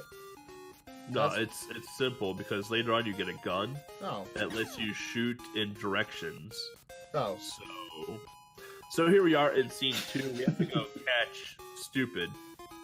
And so we have to go to this bakery to get a piece of bread. And the baker's just like, "Oh, hey, the weasel stole my bread." So we're like, "Oh, okay. There he is. Let's go after him." And basically we get a piece of bread because he drops it. And then from there, we have to go get some glue. So we're gonna quickly just place the bread down. The bread will actually, once you place it down in that scene, will actually force Roger to walk in place. We put the bread down first, since we're literally right there already at that screen. So now we're gonna go talk to Eddie, and Eddie's gonna be like, "Hey, I think there's some glue next door." After you pushed him out of his own glue. So you have to go get the glue and then put it in front of the bread here to go catch Stupid, because, well, he's stupid. I get it. That glue thing took me a while to get Eddie out of it. Yeah, it's really weird. Literally, I was going to walk into Eddie from the right-hand side. Yeah. But sometimes it just doesn't want to do anything. So this is the Metal Gear portion of Roger Rabbit. The weasels that shoot at you. A lot of the speedrun is literally just abusing your iframes and abusing damage, because every time you collect a carrot, it fully heals you. So, yeah. Literally Metal Gear Roger Rabbit. It's one of the greatest games of all time. So here, Roger's gonna be like, "Hey, we got some glue," and Eddie's gonna be like, "Cool, follow me."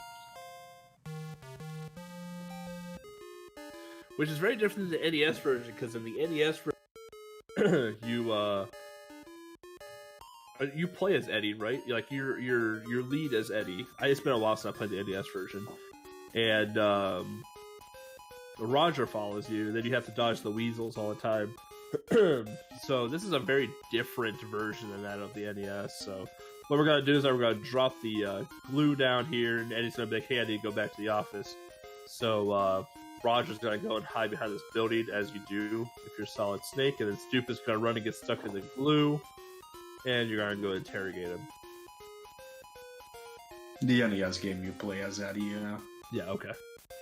Yeah, it's been a long time since I've. You collect random stuff. I don't know. I saw Mike Matei play it, and I was like, "What is this game?" Hey, did you guys know that he beat Ninja Gaiden once, and now he's the king of video games? Yes. Yeah, it's pretty good. No one's ever done that before, so God bless him. I've beat Ninja Gaiden once. Once, Twice. 3 times. A lady. Alright, what episode? We're on episode 3. Which episode was this one? Oh, I think this is where we get the gun. So, Eddie's like, "Hey, go to the factory. There's a present there for you." So you guys go to the factory, and I believe there's gonna be a guy in a back room. I said, like, "Hey, I don't need this anymore. Take this," and he gives you a gun. The fun fact about the weasels: if they don't know that you're there, you can walk through them without being damaged. The weasel pattern is actually you can actually manipulate the weasel pattern based off of how you enter the screen and how you alert them. You can actually manipulate their walking patterns. Yeah, this is one of my favorite Game Boy speedruns. I didn't think I'd like it because I did it casually, but when I learned the speedrun, I was like, I was all for this game, especially the later levels. Yeah, when I first learned about this for Tiny 10 number 9, I believe it was, I was like, Roger Rabbit, because the NES game has such a nasty reputation. And then I saw this like, oh my god, I can't wait to put this in a remix! Because it's just such a cool game. So good. It's so different, too. Yeah. And this is really why I love the Game Boy so much, because there is so much stuff like that subverts expectations and really gets the most out of some pretty limited hardware. And it's just great to see. I love finding out that either consoles I owned and had not many games for when I was a kid, or consoles I never really got to play very much, turns out have amazing libraries. And while I knew Game Boy was good as a kid, that was one that I just didn't have that many games for. So I mean, with you guys, you two in particular, doing your own individual stuff, but then putting on these Tiny 10 races, it's like such a revelation. And then that's why we do the remix, because it's basically just an excuse for me to be able to see and sometimes play a whole bunch of awesome Game Boy games that I may have missed out on because I didn't know about the original Tiny 10s until the 5th one. Yeah, so Ariel takes the train and it's super slow. It sucks, but luckily that's the only time you'll get to see the train in the run. All those windows are actually loaded with weasels ready to shoot at Roger, and you can't walk past them with your normal shoes. We're about to face off against, I forgot this weasel's name, but we're getting some bullets out of that desk real quick, and you're going to see, once we get to the top of the building here, the weasel's gonna be on some balloons, and the hitboxes for these balloons are questionable at best. But you're gonna see that we can control the bullets. We can turn them left and right here. So basically, Roger's gotta stay in one spot, and 2 hits, and down goes the weasel. And now we just walk back down and talk to him in the back alley where he fell and broke his back. You will notice that you actually don't kill any enemies in this game. You merely just knock them out. So. Hiro doing a nice job catching up though with Ariel, and same with Alec as well too. So here we're gonna talk to, I think his name is Smarty, or no, Greasy. We're gonna talk to Greasy. Greasy's gonna give us some shoes. and they're called speedy shoes. So how we had to take the train before, we no longer have to take the train now. We can literally outrun all of the bullets on the screen. This is where the speed run really starts to become an actual speed run.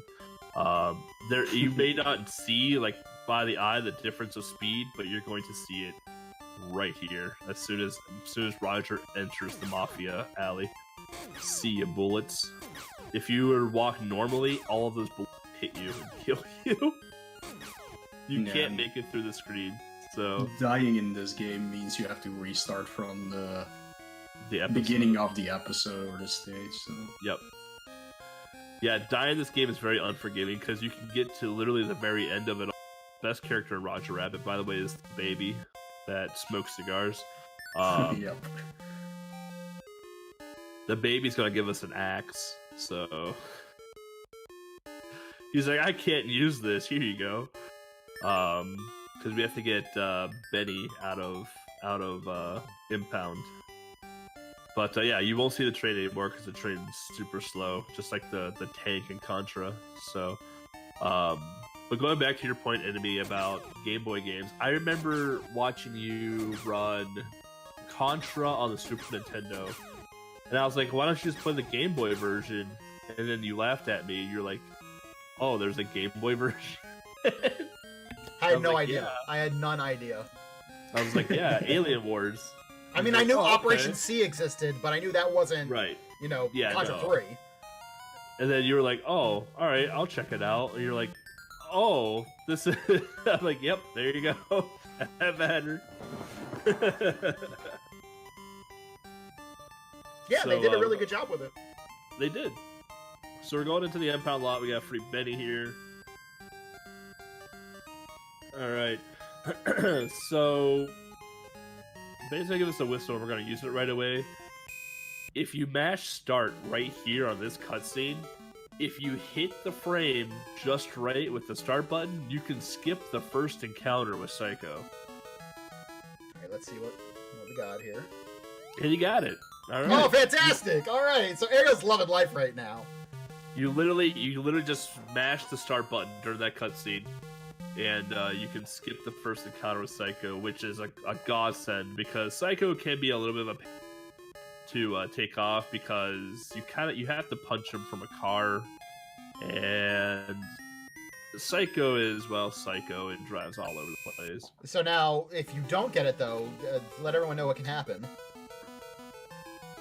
Like, if you don't get the skip, you have to fight Psycho on your way to Eddie's, and then you have to fight Psycho again. And it's the same fight. Psycho throws bombs, which the hitboxes are quite terrible. They're enormous. And yeah, once you punch Psycho's car down, he's down for the count, and you move on to scene 5. Where I think this is where we take on Smarty. I always get Greasy and Smarty confused, so because they both wear a hat, the same hat. So before this dock was blocked off, and now we have access to it. Like again, we're gonna do some more Metal Gear here. And again, depending on where you enter the screen and how you move about through the screen, you can manipulate the Weasel's movement. So, a lot of times during the speed run, we'll enter a screen and you're gonna be like, why are they entering from there? Wouldn't it be faster to go to this one? Maybe, but the fact that we can manipulate the movement to be a very static step point where we don't have to take a ton of damage right away, we do it that way. So we're gonna face off against Smarty. Smarty can be challenging because you're going to get to the middle of the screen and you're just gonna sit there and punch. However, if Smarty gets too close to you, or if one of his goons just happens to get out of place, Roger's dead. You get to start the whole episode over again. So Smarty down, now we know where Doom's hideout is, so we're going to equip our speed shoes again, because this is a speed run after all. And we are going to run over to Doom's hideout now that we have the key.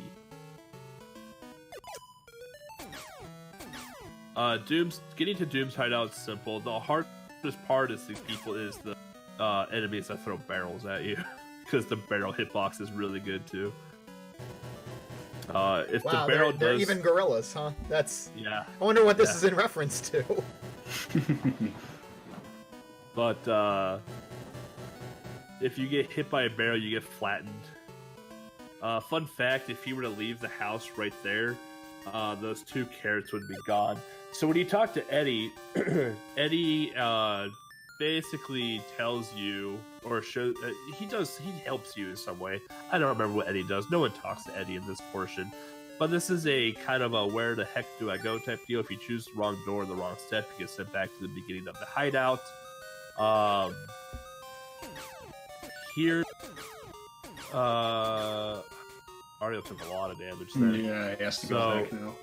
That screen is probably the hardest screen in the speedrun, because if you're not quick enough, you're going to take damage, and you can't afford to take damage at all. So you have to remain at 3 hearts. So Doom's going to be like, hey, come chase me if you can. And this screen here is Metal Gear screen, where if you walk down the center, it opens up a hole and you fall into it and go to the start of the house. So here we are at the Doom fight, where we just pull out our punching glove and punch Doom in the face until he is exploding. Yeah, that's why you need full health to do the quick kill on Doom, so you can just tank it. And like when it comes to those pitfalls right before Doom, at least they don't kill you like in Metal Gear on NES. That's true. And especially they're not as worse as the ones in Snake's Revenge, where they are so fast that you can't even move. Which was very fun when I played through that game 3 weeks ago and got stuck in the final stage for like 2 hours. I laughed at you so much playing that game. So I believe going into our penultimate game right now, with Ariel still in the lead, he is almost 4 minutes ahead of his best time right now. Which you love to see in a race, when someone comes through and posts their best time in a race. That is just awesome. So, good job for Ariel so far, but we still do have 2 games left, and we're on, I don't know, the greatest game ever made, would you say? Second greatest game. What's the first? Trip World, because Mo loves it. Yeah, that's true. Mo can't get enough Trip World, that's true.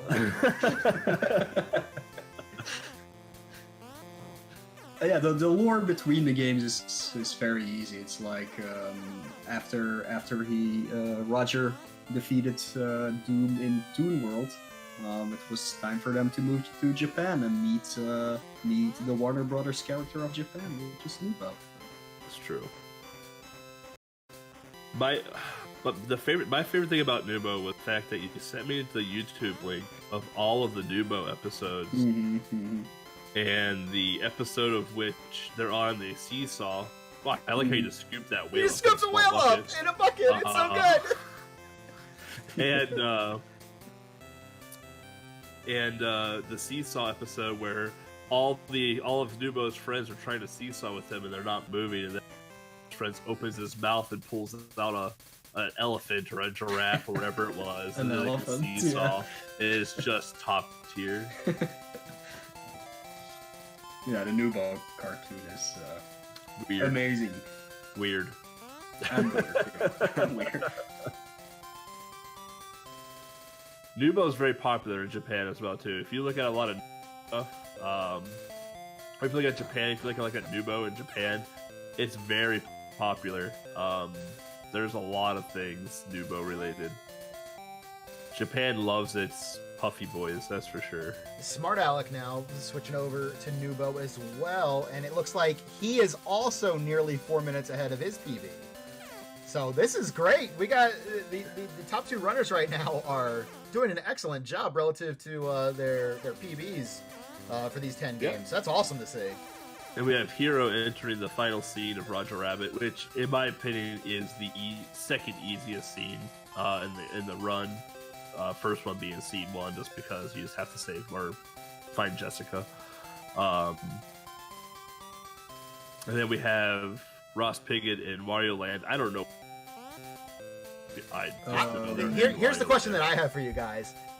are either Ruspigan or Fede going to beat Wario Land before someone finishes the entire race? Mo is probably very quick at answering that. Yeah, since- Ross is in World 3 out of... I'm not sure which stage, though. Like, it's either the 3rd or the 4th stage out of that world, so he still has at least 12 stages to go. Oh, Fede is definitely in World 4, but again, not sure which stage. It might be the first one, actually, so also like 10 stages or 9 to man. go. So, I don't know. I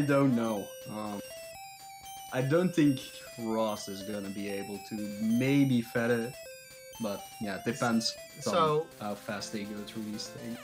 not to undermine anyone who is a strong desire to do these blind, but I almost want to encourage them to just not wake up.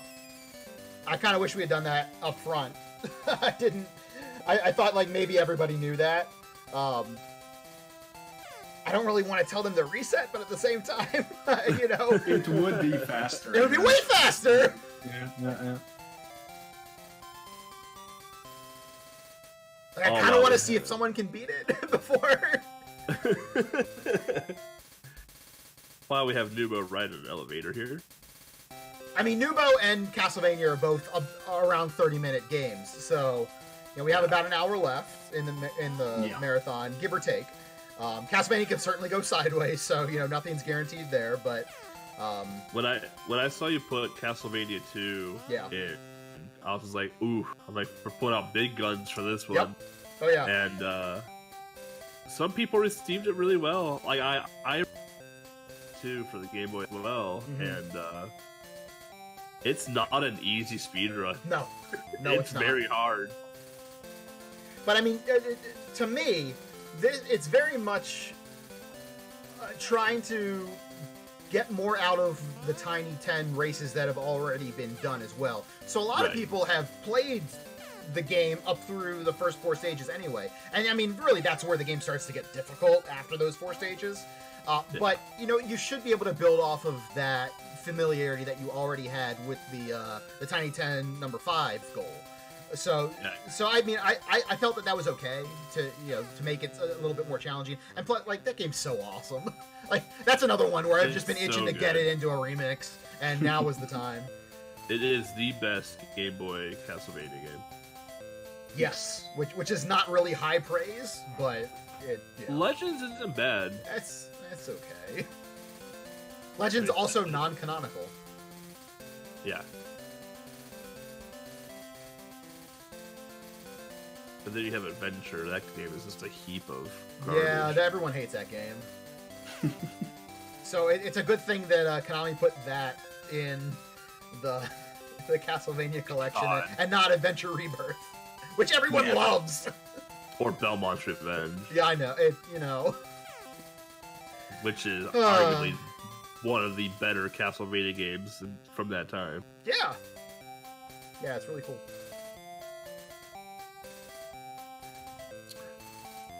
Oh, Nubo got his acorn on Hero Scream. Yep. Here you go, Sir Squirrel. Can you please walk on the wheel? Thank you. Well, you got a doggo here. Gotta go play fetch with the doggo.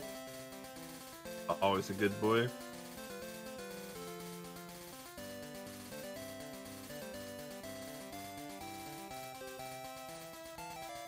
What a game.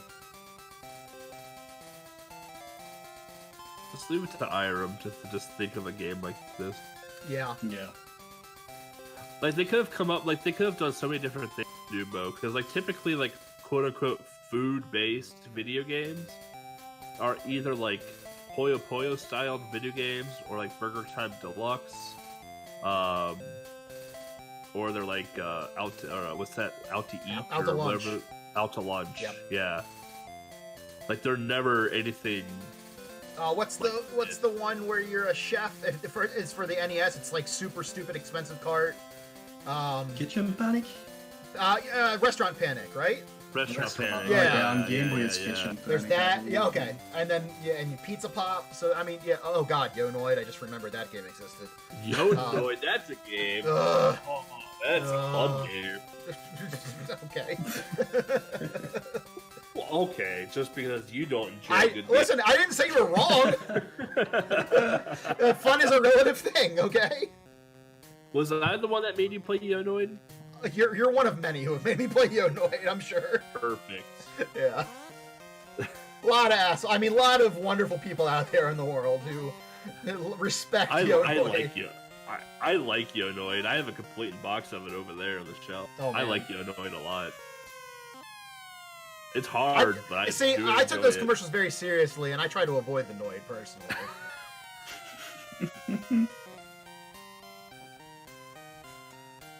Those commercials were weird. I barely even remember those commercials, to be honest.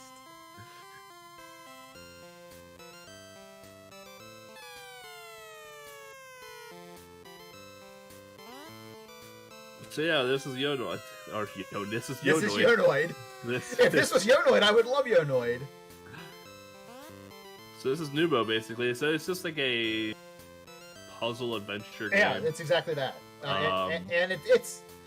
I don't know, like, I haven't played through all of it myself, but how would you say this stacks up to other ones? It seems like, you know, once you kind of understand the back and forth of it, it's not too difficult to figure out when you're playing Yeah. blind. You know, it might be a little slower, obviously, but, you know, it's not like crazy esoteric nonsense that you see in some adventure-type games. Right. Yeah. It's just that, like, it's an adventure game. Like, once you know where to... It's a pretty straightforward, simple game. Sure. The charm to it is definitely the sprites and the music and the fact that it's Nubo. The deterrence to it is it's slow as crap. It is really so. Yeah, this was another late edition that was, you know, I wanted to put in, and then I was like, it's a little bit long for, you know, this type of race. And then, you know, when we had to adjust some games around to make sure we had something from each Tiny 10, now that there have been 10 of them, this made its way back in. And I was happy to do it because, you know, it was just a matter of time before this was going to be in there. And I thought that this was a good counterbalance to Castlevania right after it, since this is, you know, not painstakingly difficult. You get to relax a little bit before you go through hell. So that's kind of the thinking behind this. But this game is absolutely adorable. Yeah, I know when Mo typically makes the list for the Tiny 10, he always tries to put a puzzle game somewhere around the middle-ish for that nice break. And then ramps it up with Super Mario Land 2 and then gets really upset and breaks controllers. This is definitely much more the type of puzzle game that I like. I am not a Tetris type of puzzle person. Yeah, I'm not either. I mean, Kirby Star Stacker is fine because that's a pretty easy game too. Yes. And we had that in obviously in a Tiny 10, but also the first Tiny 10 remix. Yep. So I mean, like those sort of things are much better. But this, you know, where it's basically a platformer, but you have to do, I mean, like the world's basicest platformer to get items that you need to progress. It very much in line with my tastes. So. I like that crow had a shovel in its mouth. Well, I the mean, entire time. that's do crows not eat shovels where you're from? I mean, they might. I just haven't seen it. Yeah, that's true. See, we don't have crows here. We have ravens, so that's no shovel eating. Yeah, I guess we have both here. Ravens are way cooler though. That, Are we have another fight? no, I don't. Even though I live in Baltimore, I don't like the ravens. So I mean, that's fair. Yeah. That's fair. But I mean, like, if you look at a crow versus a raven, you're like, what's the difference? Well, the raven looks scragglier, looks meaner, and actually sounds. One of them meaner, has a but- pretty sick poem by a guy who did a lot of opium. So you know. Yeah.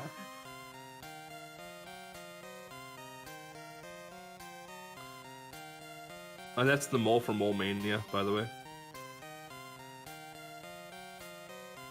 I don't know if this is tipping my hand too much, but Mole Mania was at one point on this list. So, get prepared, everyone. That's coming at some point to one of these remixes. Full game. Oh, yeah, no, it'll definitely be full game. Full game, all stages. All stages. I don't know about that, but but definitely full game. Or definitely beat the game, I should say. I think that game took me 15 hours blind. Well, it was either that or the cat game, whatever that one is. Cat Trap? Is that what it's called? Cat Trap, yeah. That game sucks. 100 stages of garbage. This is my favorite part of Nubo. Boop. Tiny Nubo. Tiny Nubo! Yeah, Mole Mania. The speedrun, the any percent glitched speedrun of Mole Mania is super fun, Yeah. and I definitely motivate you all to check it out. It's super cool. It's out of bound tricks with some memory overloading. Super cool stuff. Yeah. But And that's a fun game anyway. Mole It Mania. is. Yeah, that's a real cool game. frustrating at the end. But yes, we have to fight against Jinbei. But all stages. The game blind took me 15 hours, I Wow. think it was. All stages, obviously. Yeah. I think it took Yumo around the same time, didn't it? Yeah, maybe Yeah. longer. I don't know. Like the final stage just broke me. Mostly because I had been playing for 4 hours to just Yeah. get there. I wanted to get it over with. I did that game in 2 streams, and I was like, this game like this again. Yeah, that's not a good idea. Absolutely not. Just mind numbing. It just gets mind numbing now. But a cute game. That's a Super Game Boy enhanced game as well too. So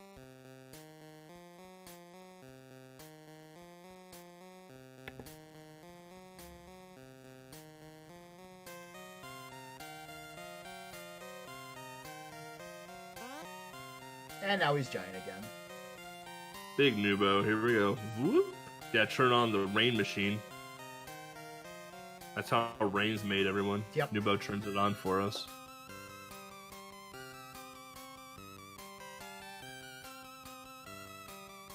Oh yeah, what? 2 more stages, I think, left to Nubo. Yes.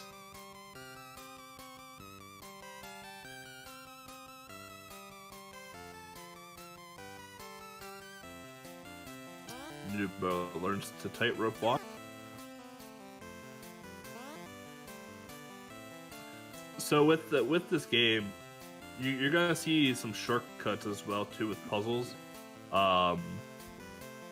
Some of them are gonna put blocks on basically the last pixel of a platform, and they're gonna use that for Nubo to climb up to a certain segment at times too. Typically, some of the times you have to go around with this block and go to a certain way. But if you place things just right, you can skip certain parts of the stage and obviously make the run a bit faster. Pinball Land has not been in Tiny Oh, Town. don't. That's There not are even reasons. a game. That's There are not- reasons for that. That's not a game. Oh no, Ariel messed That up a little bit there. sucks. It's Yeah. fine, you can reset it. It's no big deal. Yeah. This is where I was talking about where like you gotta be a little precise and stuff. Yeah, Kirby's Pinball Land is not a it doesn't exist. I'd rather have the Gator pinball game in. Tailgater? Yeah. Well, it's Well, easy that's to been get in a Tiny no. 10. It's easy to get a high score in that. Everybody has done it very quickly, except for one Well, person. but- except for one person. Oh. Poor guy. Yeah, no, Kirby's Pinball Land actually has an end game to it. You actually can defeat DDD and roll credits, but that game is just nightmare fuel. Because the Revenge game- of the Gator, not Tailgater. Yeah, Revenge. of Oh the yeah, Gator, 'cause Tailgater's a different game. Sorry. Yeah. Tailgater's been in a Tiny 10 too, right? That's what I Yeah. meant. Yeah. Yeah. Wrong yeah, game. yeah.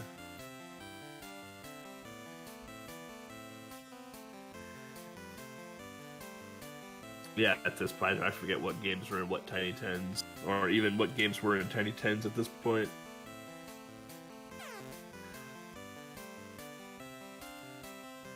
Basically 1/10 of the entire library.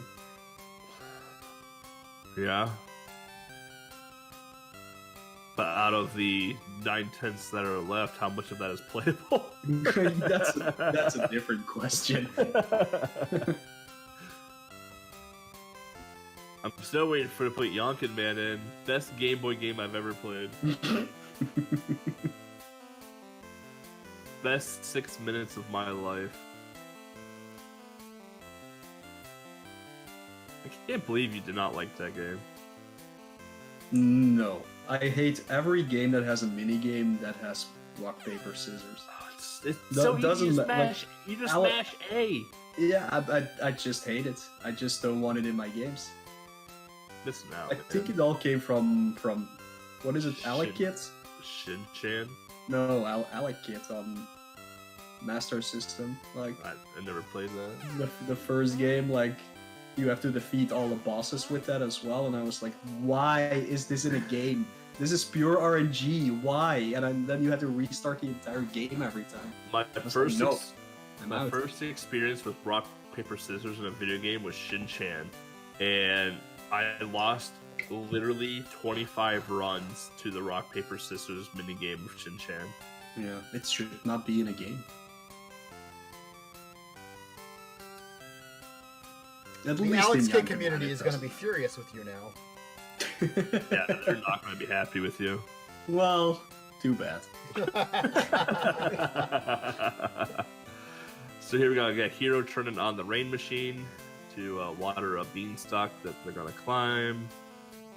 Smart Alec, basically where Ario just was, getting a flask of non-alcoholic fruit punch, and I'm pretty sure it's a flask, right? Pretty sure it's a flask.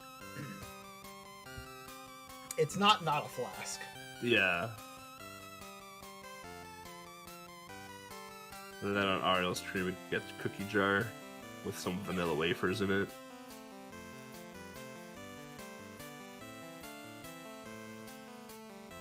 And then we get a jetpack that is powered by vanilla wafer and non-alcoholic fruit punch.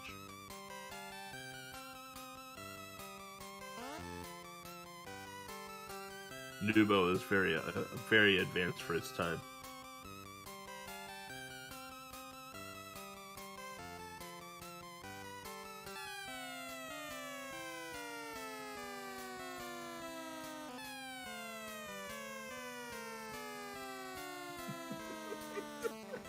I just love the sound he makes when he's floating down. The face, dude, the Yeah. face is so good. Oh,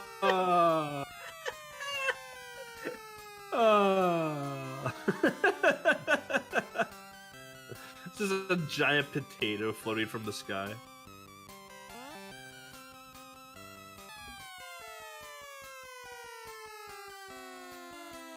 This game is pretty expensive too, isn't it, Mo? Nubo? Mo's not even listening to us anymore. He's done with us. I think this game is fairly pricey even. But it has a cute cover art. It's literally just like a bright yellow cover with Nubo's face right in the middle of it.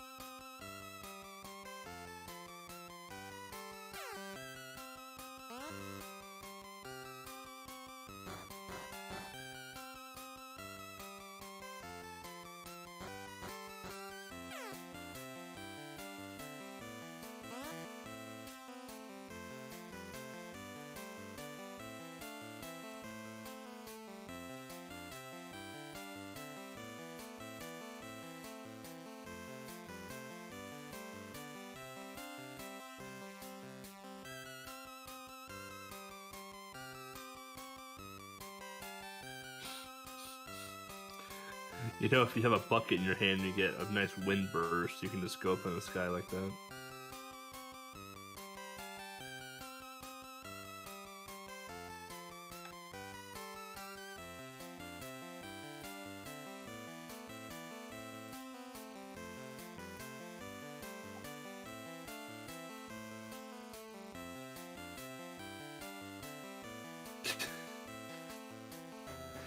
I love that you have to get the sun some water to cool off.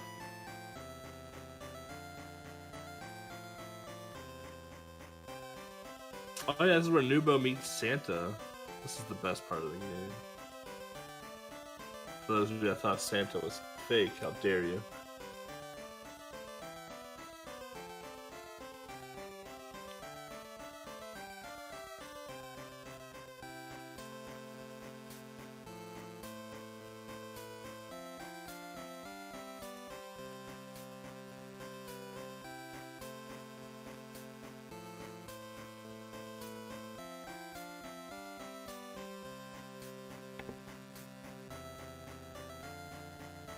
So those angels are just okay. Keep climbing. Yeah, get Santa. The Santa lore is somewhat different than I remember. Wrong lore. Yeah, I guess.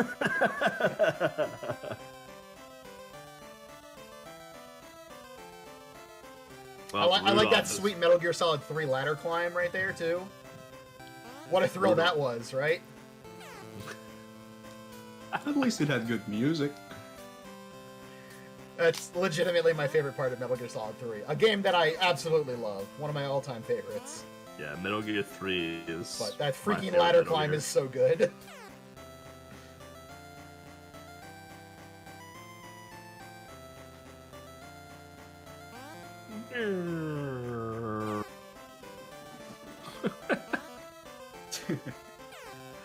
Get some wheeze in chat. Yeah, so here Ariel is collecting presents to give to the guardian angels for Santa to do his thing. Whatever it is that Santa does. Drinks and smokes mostly. Probably, yeah, mainly. Eats really warm, gross milk and Oh yeah. drinks a bunch of cookies. So Yes. That's yep. Checks out.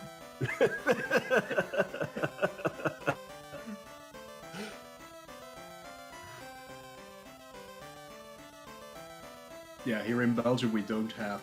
Well, we do have Santa Claus, kinda, but we have Sinterklaas, which is on December 6th. That's where Santa Claus comes from, actually, from the same story.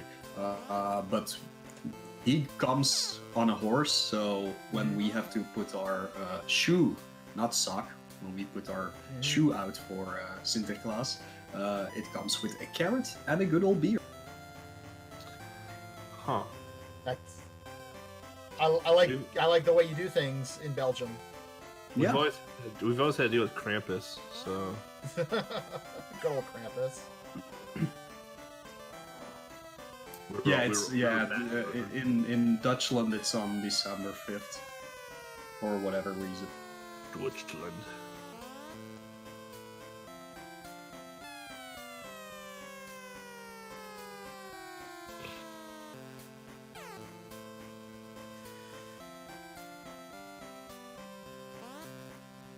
More weeing. Yeah.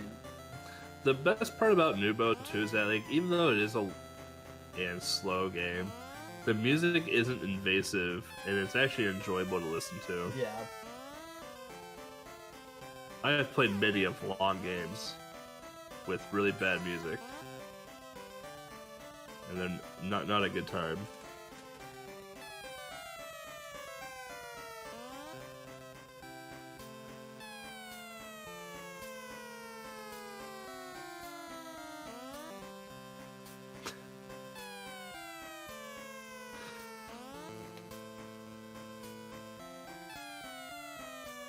Would be a nice teddy bear, yeah. I just It love could be like one of those beanbag Nubos where you can lie on him or something. Yeah, like a giant Nubo, like Yeah. not a body pillow because that's like a very specific thing that wouldn't work for Nubo. Oh, almost like the But, like- Snorlaxes, like those giant Yeah. Snorlaxes. Yes, Yeah, exactly. Yeah. Perfect. I'm sure they exist. If they don't, they will by the end of the stream. Nubo learns how to skateboard. This is how Tony Hawk learned. That's right. The Nubo Hawks Pro Skater. Do a I'd buy kickflip. that game. I'd buy that game. Absolutely. Who wouldn't? It's actually just solving a series of puzzles to learn how to do a kickflip. So skate, gotcha.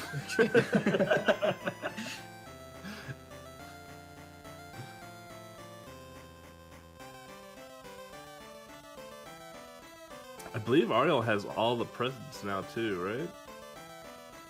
I'm not So sure they- actually. So I think they just have to go back to Santa.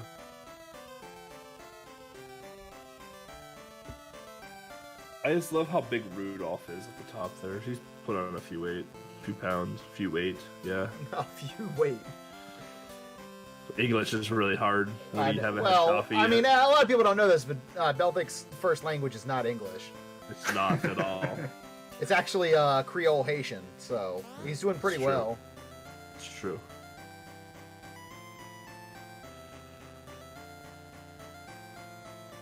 Oh, that's right. You gotta. Ariel's gotta dig. I think Ariel's got one more section left to the Santa level, which actually Yeah. is pretty quick, I believe. And this is also the section where you can actually soft lock the game, if I True. remember correctly. So let's hope that doesn't happen. True story.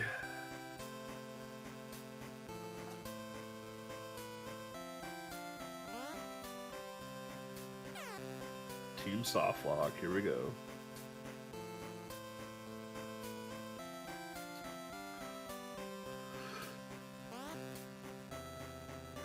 Yeah, I literally woke up at like 11.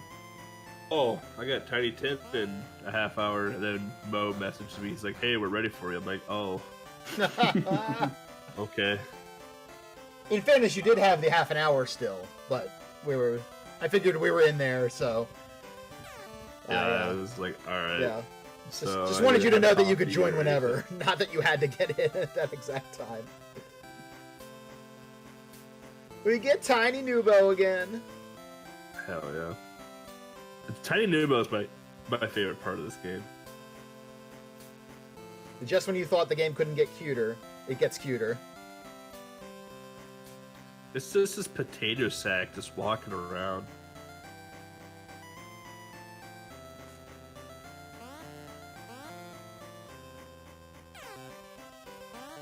Oh, and we get presents.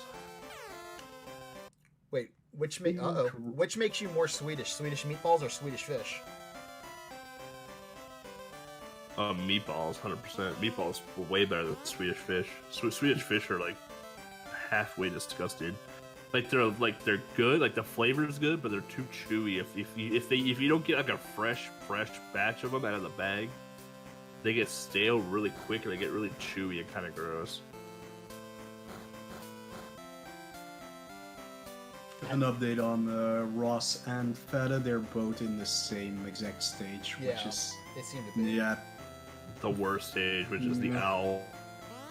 Well, that's a part where you don't need to be, but this is one of the most confusing stages in the game, actually, to find the exit, so it makes sense that they're both stuck there. By the way, the real answer was eating that wacky pizza that Swedish people eat. Where they just take an entire salad and dump it on top of a pizza and then put like ranch dressing on top. Yeah. Oh, ranch is gross too. I don't think it's actually ranch dressing. That's what it looks like. I hope it's not. What they call it? What do you? I think it's kebab pizza. Sweets, Oh, what do that's Swedes garlic call- sauce then. Okay, there you Yeah. go. What does Swedes call ranch? American Probably American flavor? sauce. Yeah. American flavor, or which something which like that? 100% true. By Oh the yeah, way.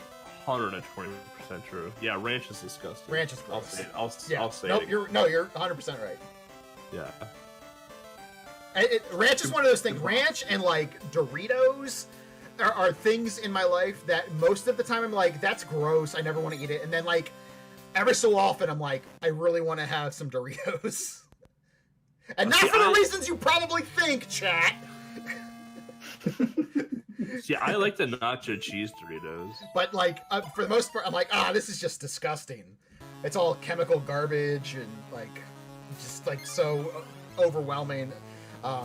Speaking of overwhelming, we're on to our final game here. We're on to Belmont's Revenge, baby. Which is the second Castlevania Game Boy game to be released. The game is kind of broken off into two halves. You get to go into a level choice where you get to choose between 4 different castles. And then it kind of breaks off into, you go into Dracula's castle at that point. You are playing as Christopher Belmont in this game. Fun fact on that, no Simon, no Trevor this time around. No Richter. No Richter. But we do get the best Belmonts. No Soleil. Soleil. Yeah. Which... yeah, so in this game you get 2 whip power-ups. The first one is just your standard whip length, and the second one lets you basically shoot a fireball at the end of it. These enemies here shooting out these barrels. If the barrel touches you, you lose whip power and take damage. So not optimal at all. With the ropes here, you can slide down them very quickly. In that candle wick right there is another whip power up, which our runners will be getting. That's a static power up. Every candle in this game, much like most Castlevanias, will have a static power up at each candle wick. This game has a little bit of damage boosting through it, which you won't see until much later. The biggest thing in this game are the secret areas that you can enter. Or shortcuts that you can take, which we'll see one shortcut for sure in the speed run. We probably won't see any secret areas at all, though. For the controls in this game, the controls are tight, much like a normal Castlevania game. That's brutal. Yeah. I mean, he's got enough of a lead where that's not catastrophic, yeah. but I mean that puts him in such a rough shape because, as you see, he just got his first whip upgrade, so he's down a whip upgrade from where he was, and now he goes back in the stage as well. It just and he loses hearts as well, so it's just all the way back. Yeah, and it doesn't have an axe anymore. And doesn't. Oh, right, Yeah. of course, yeah. No axe. Sub weapon. The checkpoints in this game are not friendly at all either. And yeah, the biggest thing is, even if you know that the next screen is just a normal screen and not a pit, if you don't at least touch the rope when you're going into the bottom screen, you will die. Just like any other Castlevania game. It's very unfriendly when it comes to things like that. And like you just saw on this screen here again, if things don't line up in your favor, it can pose to be an issue. However, there is a decent amount of wall meat in this game, though. Yeah. Compared to other Castlevanias, there is quite a bit of wall meat in this game. Oh, luckily there's another axe right there. Yeah, I think they give you an additional opportunity to get an axe as well, and when you're in that. Oh, maybe not. No, you don't get an axe in that final zone right before the boss. So never mind. I think you get holy water. You there. get holy water. Yeah. Yep. The rope room. So obviously the ropes are going in multiple directions here, and you want to go a very specific route so that you can minimize your time spent on the ropes, so you go faster. So Ariel opted not to do the damage boost through the pulleys. So with these, what you can do with the ropes is that they transition every few seconds. And what you can do is that if you get up the rope fast enough, you can actually damage boost and use your iframes to go through the rope pulley. And not have to waste the time to jump to other ropes. And speaking of, here is the aforementioned room before the boss, or room with the boss, really. Yeah. Yeah. You can hear the music changes to kind of let you know that stuff is popping off. the cool thing about this game too is that the backgrounds, like, they'll flicker, they'll change. Like, there's actually a lot of complexity to these stages, even though it is a very basic core game. But to the controls again, like I said, the controls pretty tight for Castlevania. The jumps are pretty tight. The movement is a bit slower paced. So in here, you're gonna use the axe. You're gonna hit both sections of this boss. The boss is basically gonna shoot its vertebrae out at you, and then once the boss hits 0 hit points, it's GG on that one. Considering how quickly Ariel defeated the boss, would you call him a vertebraker? Oh, nice whip in the air. So you're gonna see Ariel also throw away all their hearts. All of our runners should be doing this before the counter comes in, because as you see, it's taking 1,000 years for the screen to go away, because it's gonna count all of the time that you had left, and how much health you had, and then it'll also count how many hearts that you had. So you want to get rid of all of your hearts if you can at the end. This is an okay stage. The problem with this stage is the water current. It's pushing you back and slowing you down. You can also have enemies in here, the absolute just jerks in this game as well too, because they swoop down at you. Overall though, the stage isn't too bad. Yeah, overall the stage isn't awful. It's just understanding where your power-ups are and where your hearts are going to be. Because this is Crystal Castle, I believe. Which, in my opinion, I think is the second easiest castle.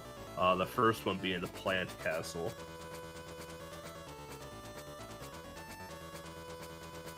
Oh yeah, and people are wondering how Nubo and Castlevania tie together.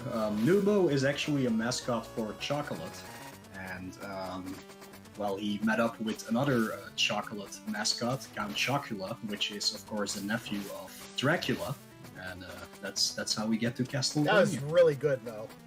That was actually quite good.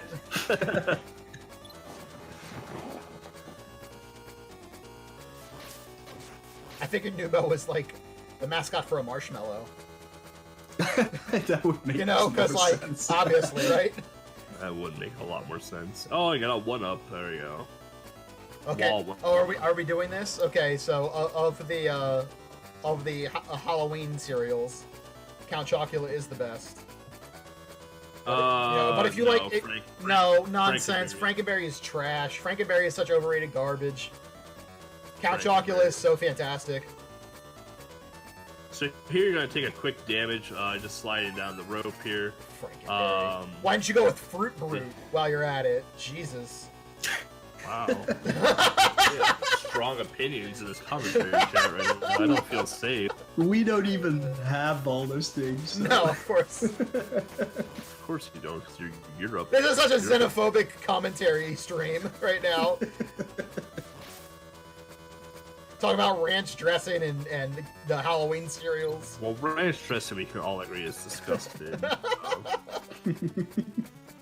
So this is probably the hardest part of Crystal Castle, is the jumping into the opposite current of the water, because if you don't quite make the jump, there's a slight delay when you land from jump, where you don't get to move at all.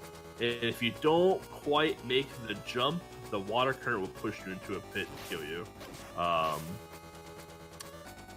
But if you can make the jump a little further, you're pretty safe. That's probably the hardest Crystal Castle. Here we have just some basic platforming. The ice blocks that you see Ariel jumping over right there do break away if you stand on them for too long. But this boss is... Isn't this boss a chump?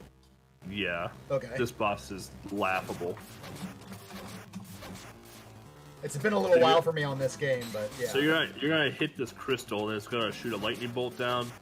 Literally, you just have to basically stand in this corner where Ariel's at, and you just lay the smack down on this crystal as it's coming, and then you just take a quick damage. It does 1 damage to you every time the fire hits you, and you're done. It's such a chump boss.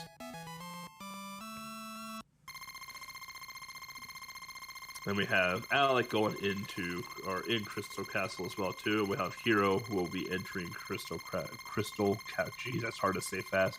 Crystal Castle next.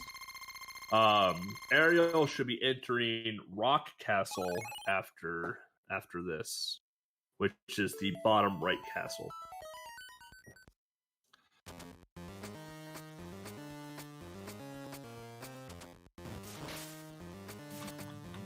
And Rock Castle has my favorite boss in it. So this boss is an absolute nightmare if you die. it is, but it's a sweet boss. This is my favorite boss.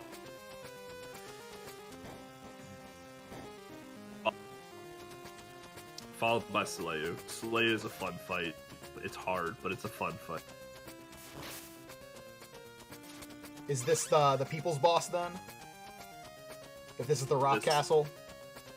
This is the people's boss. So in normal Castlevania fashion, instead of having the goblins that want to hit you and chase you with a random movement, you get fat toads this time around. So that pop out of the cracks of walls. They are a nightmare. So here we have the spiky room of death, where you're gonna see the white circle blink, and then that's where the spike is going to be coming from if you've ever played a video game, and then you're just going to jump on it and climb out of there. Yeah, so basically here you're just killing the toads so they just don't own you, basically. They just pop out of these little cracks to say what's up. Yeah, those were actually a boss in the first Castlevania. On Game Boy, that is. Yeah, I was gonna say they weren't on India. Okay, yeah, Game Boy. Yeah, that's one of the bosses. So here we're gonna take a shortcut. Hello, shortcut. Goodbye, shortcut. If you go all the way down, there's a knight down there that you have to fight. This is not worth it.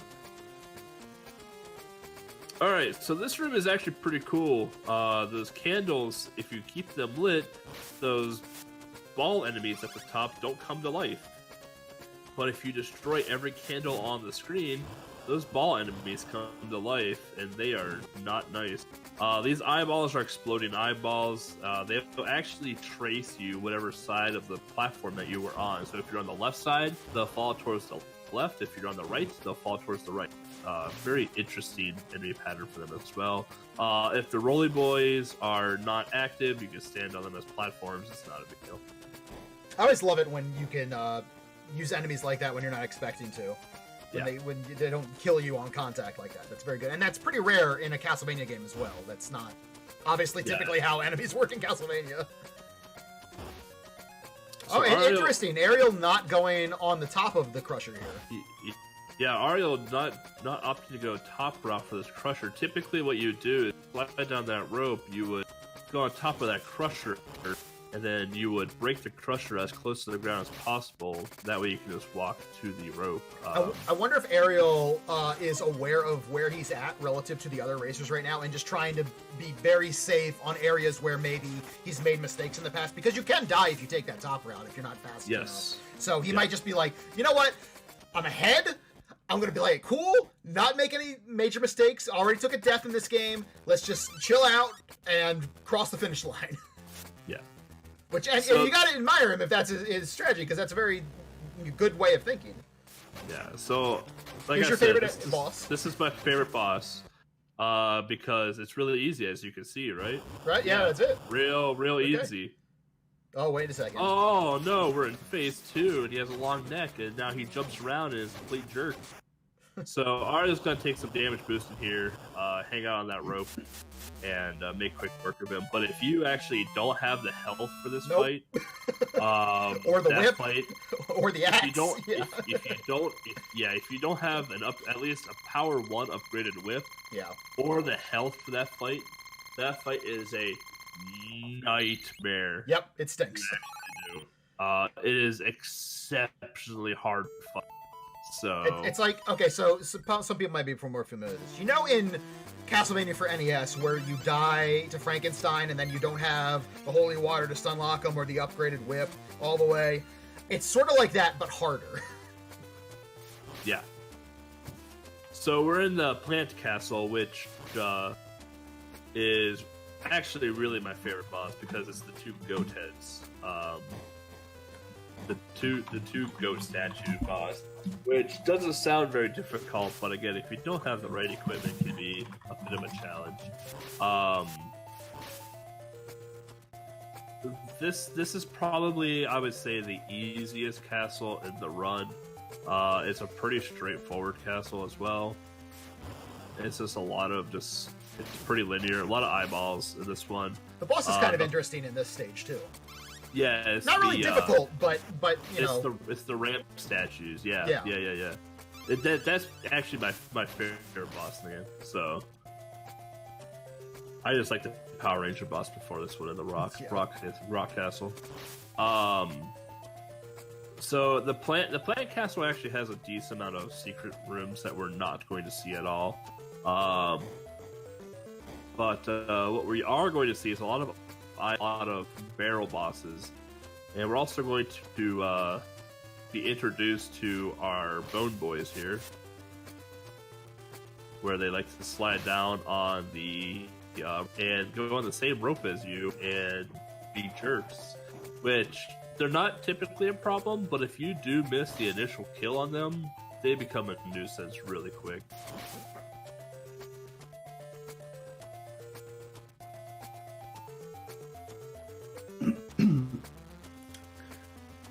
Yes, that is happening, Johnson. At the end of the stream, so if you want to know one game, better stick around for that. Alien 3!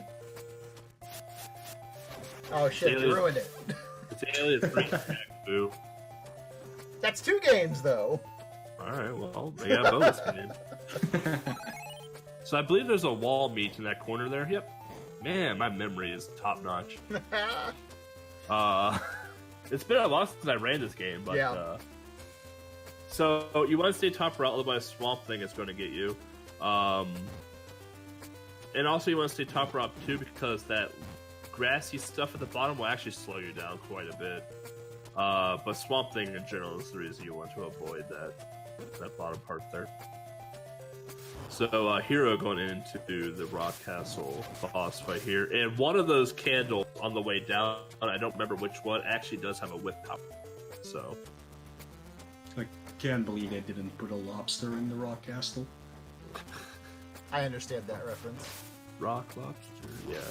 So the spiders is probably the hardest castle, where you actually have to have the spiders come down a bit because you have to use their webbing as ropes to climb on.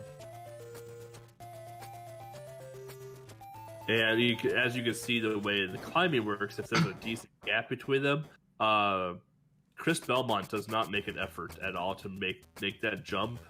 Chris just decides, you know what? If I can't make it, I can't make it. It's not my problem.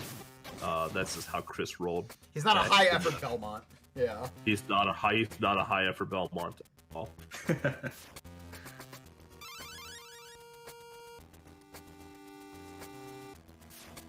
So this is my absolute favorite boss in the game. It looks cool. The fight itself is cool because it's on an elevator. But it's unfortunately very quick when you have the axe.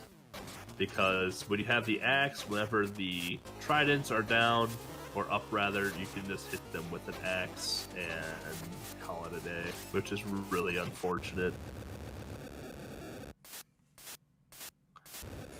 But it's such a cool boss. And then we're gonna dump some hearts before we grab the orb. And so now we have finished off the first 4 castles, or basically the first half of Belmont's Revenge. Now we move into Dracula's Castle. We are now getting into the very hard part of Belmont's Revenge. The first 4 castles are basically the baby's game of Belmont's Revenge. Now we get into the fun section of the game. And the first boss we're going to encounter is the Bone Snake.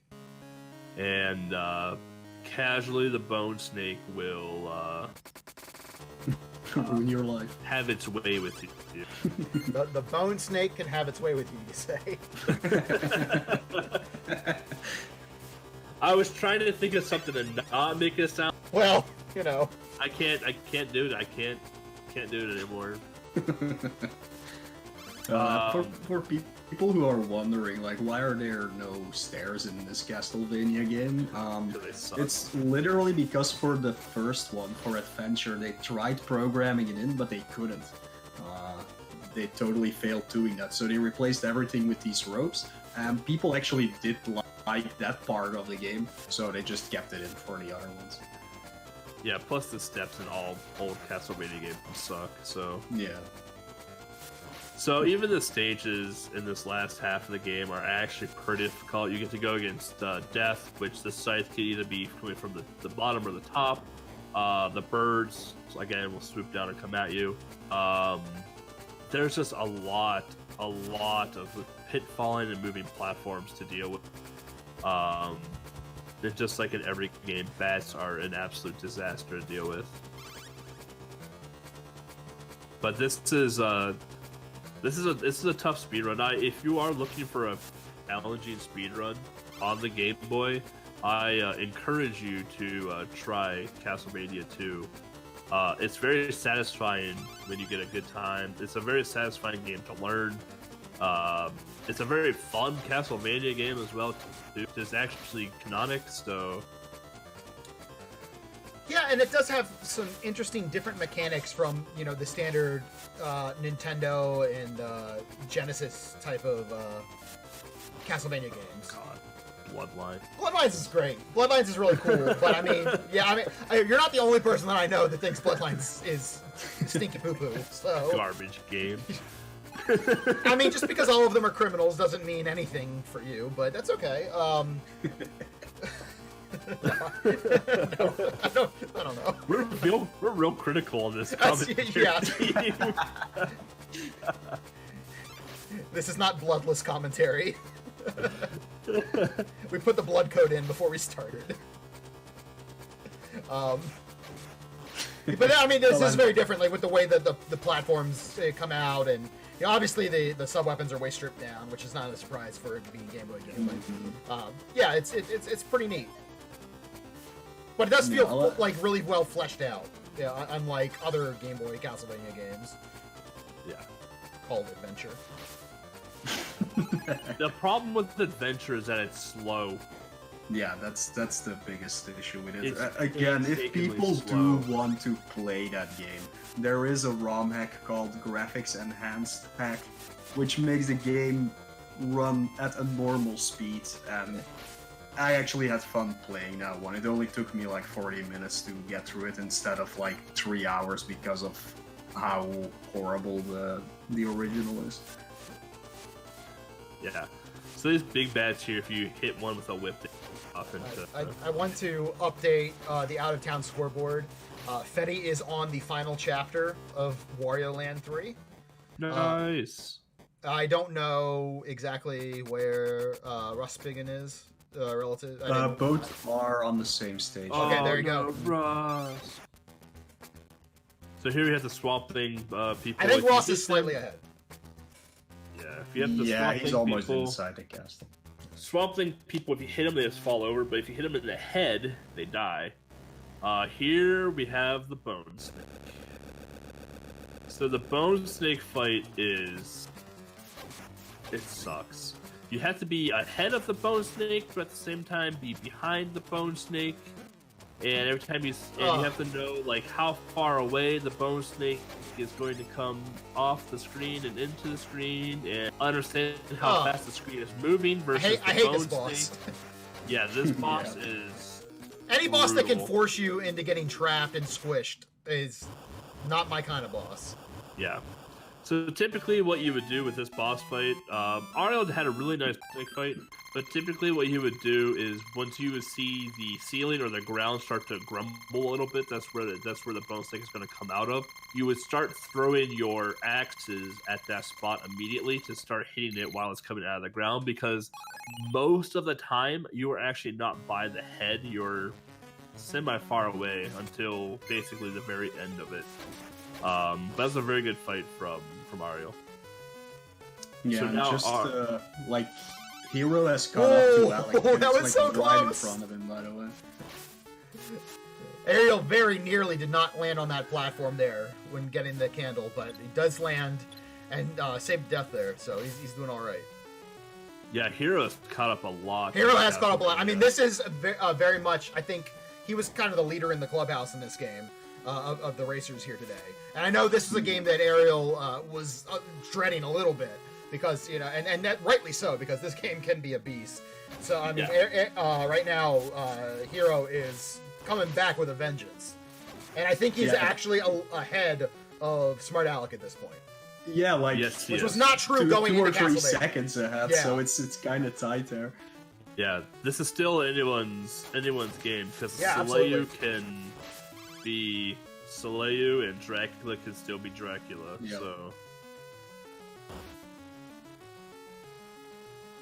yeah, this is still anyone's race point. There Again, were a here, few questions in chat. Now I'm trying to remember what they were. Yes, Batman, the animated series, hasn't been in Tiny 10 yet. Like, as much as I love that game, I think it would be way too hard for people. I wouldn't like to put a goal on it either. I would love to have full game. Is it similarly difficult to the Genesis version of that game? I have no never- idea, but I've it's never played one of the Genesis hardest Batman games. Yeah. there Well, is. so is the Genesis one. So Yeah. So that's a problem. And no, we did not have any wrestling games yet, because most of those are absolutely Amazing. garbage. how dare you? How dare you? All right. Well, I'm leaving commentary. WWF Raw on the Game Boy is amazing. Warzone is amazing. How Wrestling is fantastic. I don't think any of them are fit for a Tiny 10, though. Yeah, maybe you're not fit for a Tiny 10 anymore. Yeah, maybe Grandpa over here is getting put out the pasture after this one. Yes, you can see Hero here doing the rock stick, using literally its axis when it's far away. This is literally how we fight rock snake. That was an amazing rock snake fight. So. Yeah. Very nice. Bone Snake. Bone snake, same thing. Rocks. It's decidedly different. No, they're the same. So again, Ariel here not opting to take the damage boost to the pulley. Pretty smart, considering it is a race. But the pulley, the first one from the right there, you can actually just damage boost through and keep going up.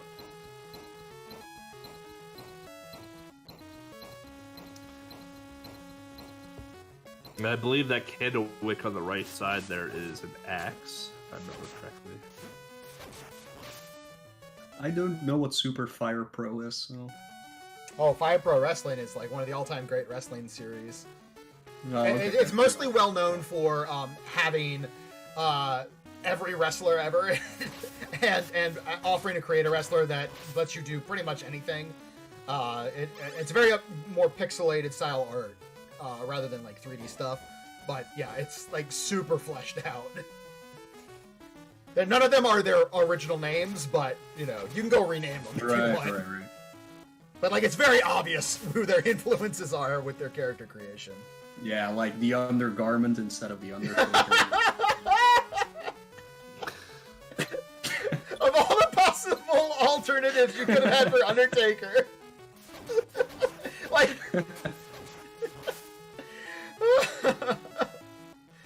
oh my god, that was great.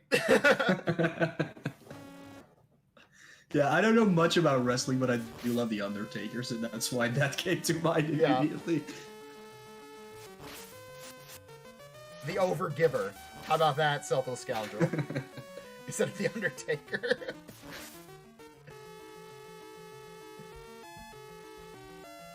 And I'm only asked how does a game get chosen? It's really Oh, just... too soon, drumboardist. Rip Kenny Rogers.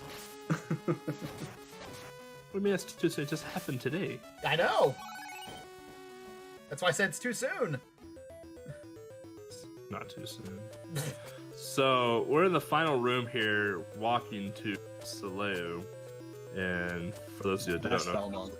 Castlevania lore, Soleil is Chris Belmont's child. So Dracula possessed him. So now we're going to fight against him. And this is the only time I believe you get to see Soleil in a Castlevania game. Yeah. So enjoy it. This is arguably the hardest fight in the game. Definitely casually. Yes. But also in the speedrun, actually.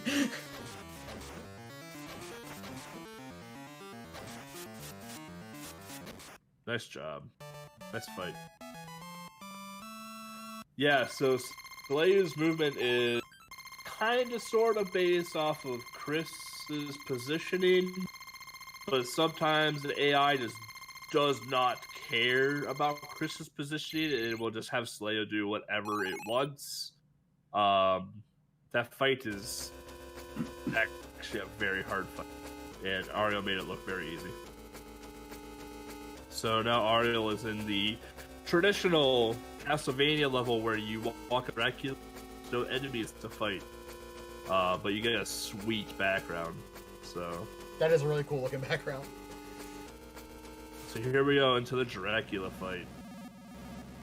The Dracula fight is a bit of a nightmare as well too. It's a static fight. There's no RNG to this fight at all. But as you just saw, Dracula likes to have those ball things fly around him.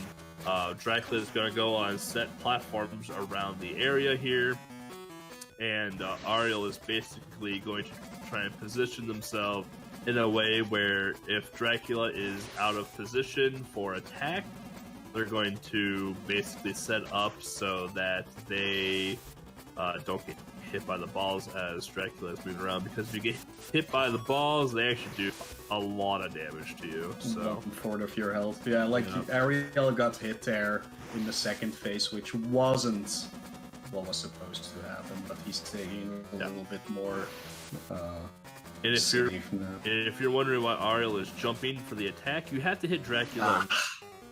Oh! Yeah, the moment like the second phase hit him, it got a little scary. Alright, so now we have, it looks like the Soleil fight coming up for Hero here. So, with that death, things could get very interesting here, folks. Yeah, so Dracula's hitbox is its head. There's no leg hitbox, there's no body hitbox. You have to hit Dracula's head. So while dodging the giant balls on the screen, you also have to be in position to hit Dracula in the face with your whip. So, and as you can see on Hero screen, how Soleil can slay you real quick. So Ah, I get it. Nice. Well done. good. Good wordplay. Yeah, that's right. I've been hanging out with Mo way too much, so. Yeah, the reason why he's called Soleil is because he is Belmont's son. Yeah. So Ariel opted to take another death on purpose by the spikes. Wait, what? Because Soleil means son. Oh, okay. In what language? So here, Soleil is French. Okay, there. So here having the holy water, I prefer using the holy water for this fight because it does last on the ground a bit longer. Oh, it's down to it. Oh, Oh, no! No. Oh man. Welcome to Castlevania 2, everyone. Yeah. Everybody having trouble with these two final bosses. They're the two hardest bosses of the run. I have lost many of runs to Soleil and Dracula.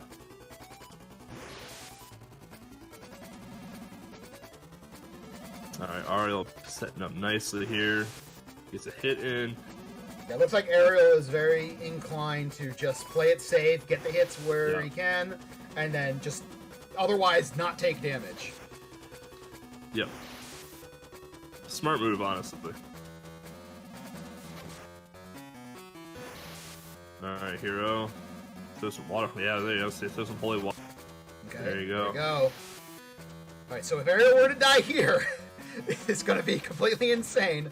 But it looks like he's in pretty good shape. Oh, there it is! There's the last hit, at least on that form. I don't know if there's another form. It appears to not be. No. No, It's very triumphant music if they were to throw a curveball at you here. it is done. Well, they do that in Adventure, though. You're like, I finally beat him. Nope. With an official time of 2 hours and 44 minutes exactly. Your winner is Ariel for Tiny 10 Remix number 3. Congratulations, Ariel. Job well done. Awesome effort. There you get to see Chris and Slay watch the Dracula Castle fall for the last time. Pissing off the side of the cliff. Yeah. Thank you very much, Apodic Cthulhu, for giving that image to me, letting the news so that everybody is stuck with that inside their head forever. Alright, so now here on the final stage here. The final fight, I should say, not even the final stage. Yeah. But Smart Alec now on the final stage. Walking that final walk towards Dracula. Yeah, we have a close race here for second. Looks like Hero's gonna take it though. And there it is, yep. You did it. After much struggle on Soleil, Dracula, not posing much of a threat to Hero, finishes a strong second place with an official time of 2 hours, 45 minutes, and 17 seconds for the race bot. Awesome job, Hero. Again, Nice job. great job. And now we got Smart Alec just about to finish here. Well caught up with Alec. Yeah. That was crazy. Yeah, the games that posed issues for the runners, they very much made up in, and you can definitely tell they're strong games and they're weak games in this list.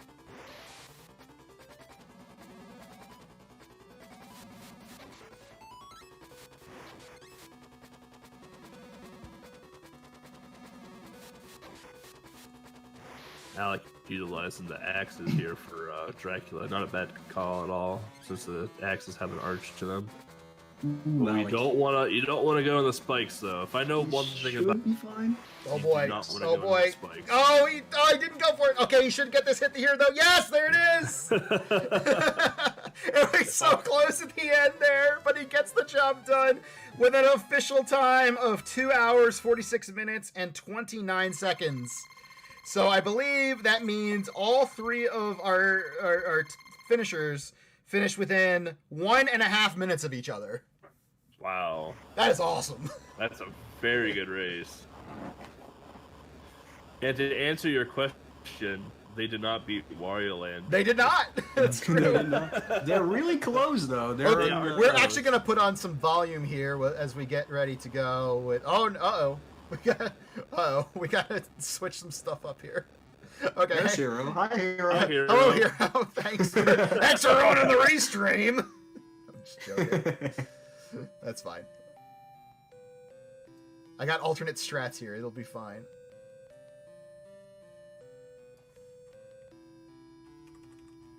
Yeah, I believe Ross and Fed, they are on the same stage, and I believe it's the penultimate stage of Wario Land 2 for the normal route. So, Yeah. Or no, there might be one more. There we go. It's 2 or 3 stages left, and then they're done at least. So they are basically racing each other at this point for the 2 blind runners. Okay, let's see if we can do this here real quick.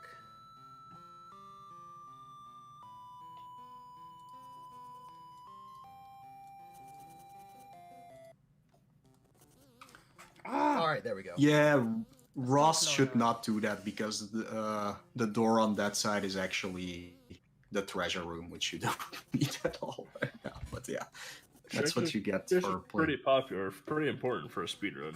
Yeah. Kan inte vart man ska gå. But yeah, he needs to get a mouse up on the top level by making it follow him, and then he can jump over the thing there. Yeah, you know more about Wario Land 2 than I do. Yeah. You love this game. Yeah, I don't absolutely understand. do. I don't understand it.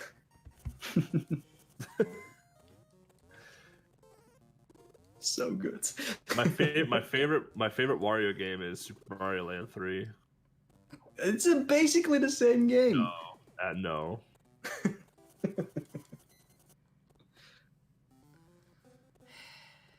I love that one too. But yeah, that's on Game Boy Color, so that doesn't count. Ian não tem rarinha. Which one? 3. Yeah. Super Mario Land 3 is not Game Boy. Super Mario Land 3. I thought you said Wario Land 3. I've never played a Wario Land past 2. Oh, okay. Yeah. Because I don't typically like Wario games. I don't like Mario games either, so... I've never played the Virtual Boy one. Actually, the Virtual Boy was pretty good. That's what I've heard, yeah. It's probably the second best Virtual Boy game in the library. Having played 18 of the 22 games, it's the second best. First best is Jack Bros. That game's amazing. I do not know anything about Virtual Boy.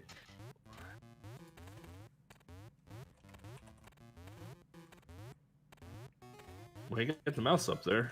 That's a way I've never seen done before, but...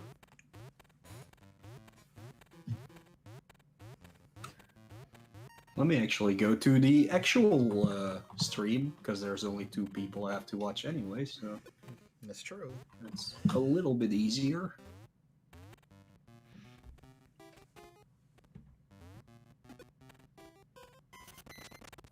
There we go. Now I actually see the skin that Baltic made, which I didn't see before.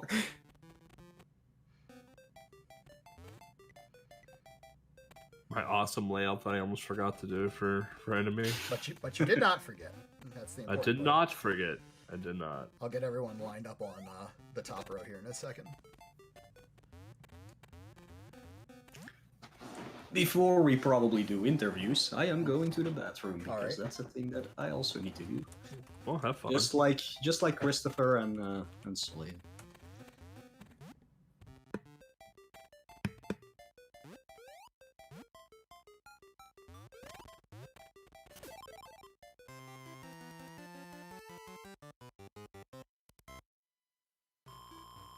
Where does Tolero Boxing fall into the hierarchy? Tolero Boxing is a cool game, but it's a good game, but it's weird at the same time because in order to get true ending of Tolero Boxer, you cannot lose a fight at all. Which means that you have to play the game perfectly, obviously, but if you lose a fight and then turn off the Virtual Boy and like go back to it months later, you're like, oh, I'm gonna go play a new game. That loss still is counted on your profile or in your saved game, so you just never get the true ending. So you always have to clear your game if you want to get true ending of Tolero Boxer. But otherwise, Tolero Boxer is a very good game. Definitely top 5.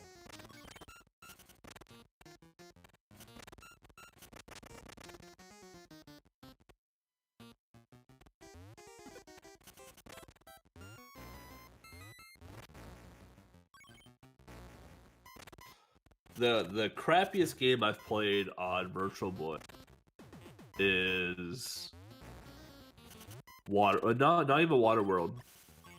Waterworld is close, but it's the flying game. I can't remember what it's called right now. I don't have my games by me for Virtual Boy, but it's the flying game. It had a lot of potential to be really good. The problem is that since everything is vector graphic and see-through, you don't know what are walls in that game. So, what could have been a very good game, I feel, was a pretty big letdown.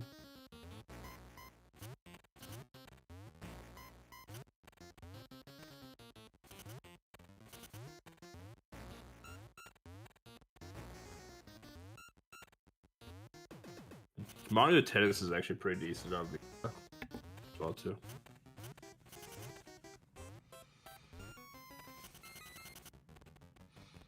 We're gonna bring Ariel in as soon as Mo gets back. So we'll do our interview with our champion here for Tiny 10 Remix number 3.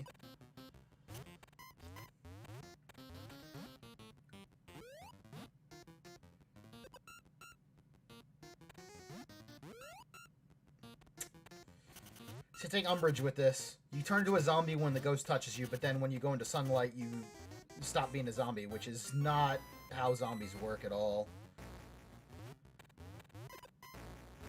I did just, you know, you got to respect the lore of these things when you're talking about video games, and it's really disrespectful the way that Wario Land 2 is treating ghosts, zombies, and vampires all in one shot. Well, you see, Wario's blood is actually a type where it's where it actually has like a resistance to the zombie disease. Uh-huh.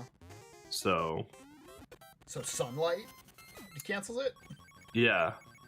I thought you were gonna say that Wario is part vampire, because you look at those ears and you know, maybe he's got a little bit of vampire in him. I mean, he's got sharp teeth too. The evidence is adding up here, folks. Yeah. Alright, I'm back. Alright, Mo is back, so let's Alright, we have here with us in commentary the grand champion of Tiny 10 Remix number 3. Ariel is here. Congratulations, Ariel. Thank you. I'm still in shock. So you PB'd by quite a bit, I think, in this race. Or you certainly were on PB pace going into Castlevania. I know there was a couple but of... then I lost everything on Castlevania. A little bit, yeah. There's a couple spots. My Castlevania on my last full run was really good. So it was tough to run against. But again, wow. Yeah, it was a great race. It's a tough speedrun, yeah. Now, when you got to Castlevania, did you know where you were at compared to everyone else, and did you decide, like, oh, after this first death, I'm going to try to play this a little bit safe, or what was your game plan? I loaded the stream while I was swapping games, mm-hmm. and then I saw I was in first place, and I was like, oh my god, I cannot believe this. Yeah. And when I was on Dracula and I died twice, at that point I was like, well, that's it, GG. But no, how? Yeah, it was that was the spot where we saw Hero kind of staying in there, and he made up a lot of ground in Castlevania. It was like, oh, you know, if Ariel takes another death here, and Hero gets through Saleu right away, but then he took a death on Saleu, so you know it kind of all balanced out, and you were able to hold on at the very end there. It was very exciting at the conclusion. You guys were all within a minute and a half of each other, so you can't really ask for anything more than that. I don't even know how I won. I really don't know. When I got up during I think the third game or the fourth game, like you were behind 10 and then you suddenly like took the lead, and it stayed that way for the rest of the race actually. Basically, like once Batman and Contra hit is when you started taking over, because you had a little bit of problem with Pingu on the hockey stage, and then once Batman and Contra hit, then it was. I gotta say, both smoother. Batman and Contra, those two were PBs for me. So I'm glad to see I made some time. So after, I don't know if you heard this, but Pingu was added because you were so adamant that Pingu be in this race. Although it was not it was not originally going to be in. It was a very late addition. I think it was the last game that ended up officially in this race. And then you lost time in it. You were ahead going into Pingu, and then the hockey game was the hockey game. So okay, I gotta say, yeah. This doesn't affect at all my love for Pingu. Good. Okay. Good. Pingu is one of the best games on the Game Boy, and you can't convince me otherwise. Very good. All right. I'm glad to hear it.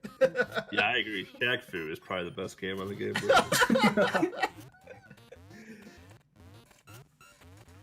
But yeah, I had actually tons of PBs. Batman was a PB, Contra was a PB, Roger Rabbit was a PB. Nice. Well, it was really good. And then I would maybe have gotten like a 242 or something if Castlevania didn't happen. But yeah. Well, I mean, Castlevania, I think everyone kind of expected Castlevania to happen to one extent or another. Yeah, that's true. That's a brutal game. Yeah, Castlevania is a very hard speedrun. But I know I watched you do some practice a while back, and you were having you were practicing Fish Dude, I think it was, and you were having some choice words for Fish Dude. I saw you do Fish Dude fairly well this time around. What was this like, just a lot of practice, or it just kind of? You know why? RNG. This game is just RNG. I mean, I'm not going to argue that at all.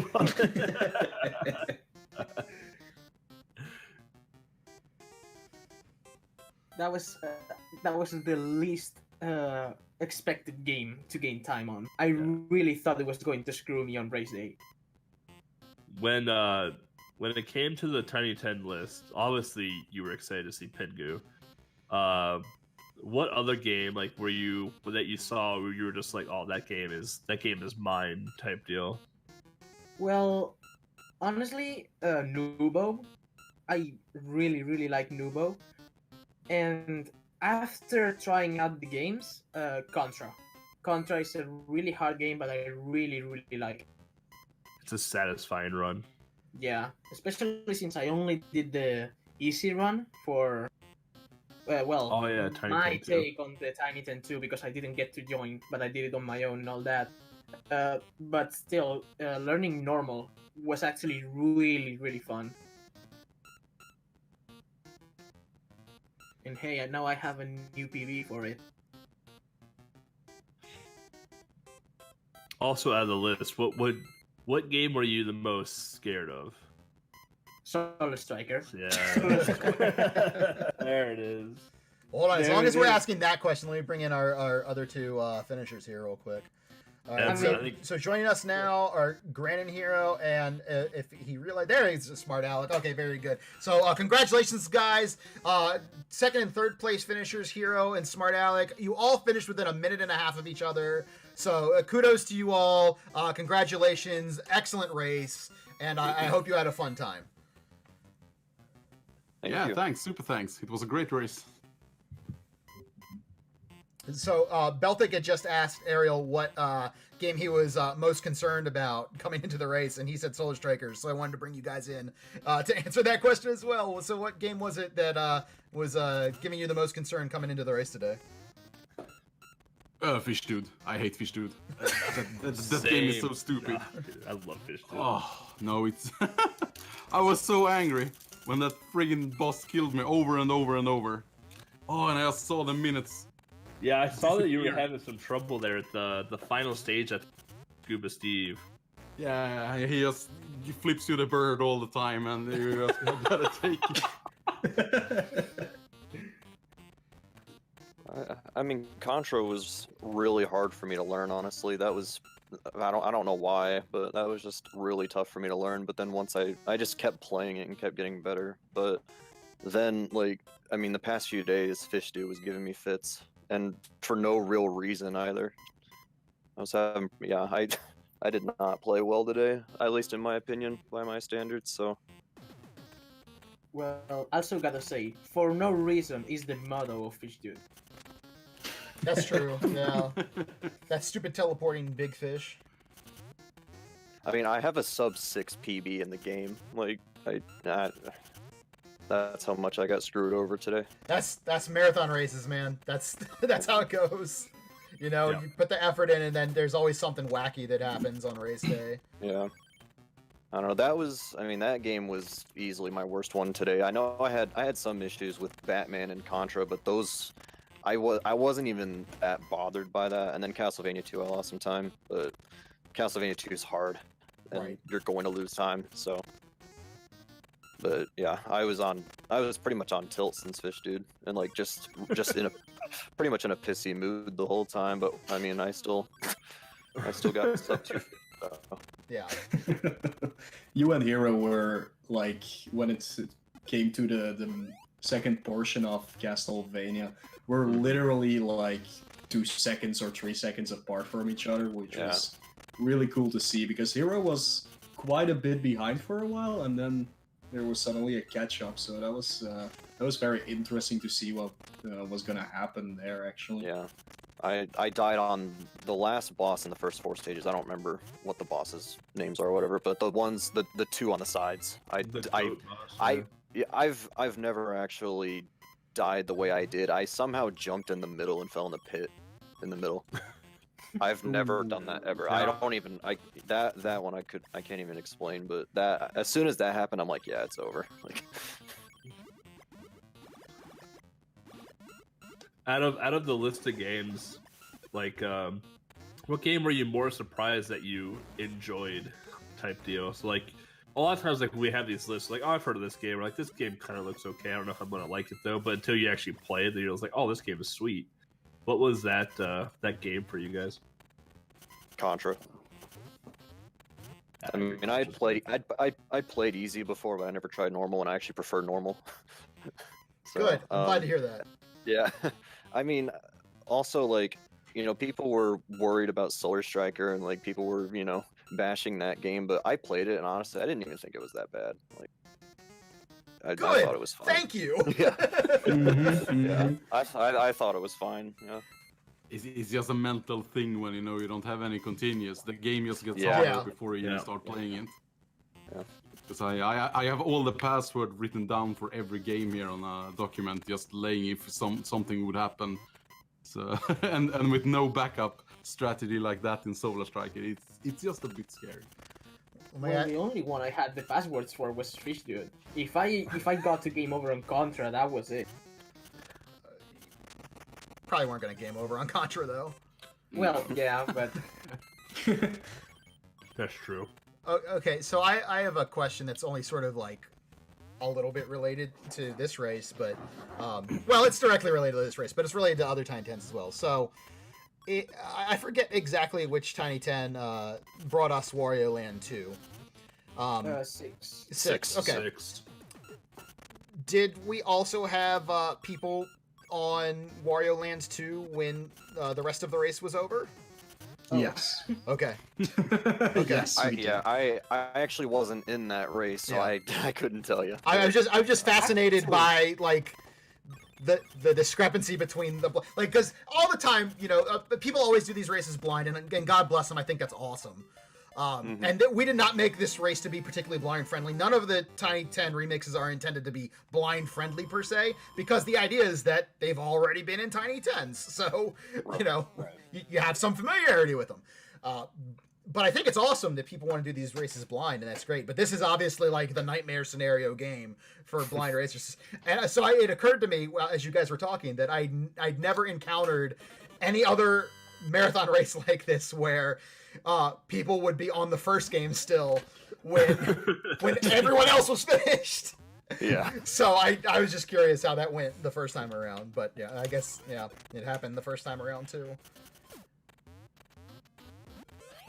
Yeah, like- again, for blind players. And Tiny 10 6 was the one, the hard one, the pro one, where we said from the start, look, all of these games that are in here, you have to at least look at the speed run. Yeah, I mean, we said that Before for you this start too, to Mo. move. So you know, Yeah. but that's how. But you know, once race day comes and you especially now, you don't know what plans people might have had, you know, before this. Yeah. You know, they're like, you know what? I'm free. It's a Saturday. What the hell? I'll play these games. They might not have been there when we said, hey, definitely look at what to do in Mario Land, because otherwise this happens. And God bless them, they're near the end of the game now. They're on the final level, but. Yeah, Feta This is in great the because final I haven't even seen these levels. No, yet. I mean, why would you have? I haven't either. Yeah. I've never played this casually, so this is Yeah. Are we sure this is Wario Land 2? Yes. We've checked with the judges from Okay. yeah, and then we've confirmed that this is in fact still Wario Land 2. It definitely doesn't look like Virtual Boy for me. No. So you mentioned that this Tiny 10 Mo was the pro Tiny 10, and that you Yeah. tried to encourage everyone to at least become familiar with the games. Since we have some repeat customers here, some repeat racers for the remix, I want to run an idea by you guys. It's not going to happen for the next one, I promise you that, but for a future Tiny 10. Here's my idea. We have some games from past Tiny 10s that very wisely used sub goals because, say, like Donkey Kong 94 or Super Quirk. Metroid 2 or Pokemon, if you're not doing like some wacky sub game, those are longer games. What if we did a Tiny 10 where we put all of those awesome but longer games into one big race? And we're talking like lots of hours for that race. Is that something you guys would be into? Or would that be a little bit too much and be off-putting to you guys? Okay, for me, I would totally be in if I had the time. Well, I mean, that's part of the big question, yeah. That's basically my entire problem, because I usually never have the time to do this stuff, especially since time zones are a thing. Right. And Yep. in America, I think right now it's like It's daylight savings time, yeah. Yeah, but what time is it now? Like Right now, 4:30. yeah, it's 4:30 almost. Yeah. Well, here is 9 p.m. So we're definitely not doing it like Big 20 Trumportists, so no. that's pretty much the main problem. But for me, learning 12 hours of games, easy. Well, not easy, but totally in. I mean, they would be good games. We wouldn't just be like throwing Cat Trap on there, you know. Oh No, yeah. we would be. How dare you? Don't let Beltic do the list then. What are we trying to say here? If Valdic did the list, it would just be Alien 3 10 It would just be times. Alien Yeah. 3. That's all it'd be. Just Alien 3 one Well, no, time. Alien 3 one time. Yeah, I would just watch people struggle for 6 hours. Just name it the Alien 30 and play it 10 times. Yeah. Oh, done. I can think of many Alien games in the Game Boy. I see people struggle with. Definitely. Alien vs Predator, Alien 3. Well, why not throw in a little Robocop and Terminator and stuff? Oh, we'll put Gremlins 2 in instead. Oh no. That is a short game It is, if But you it can sucks. play it. but it sucks. Yeah.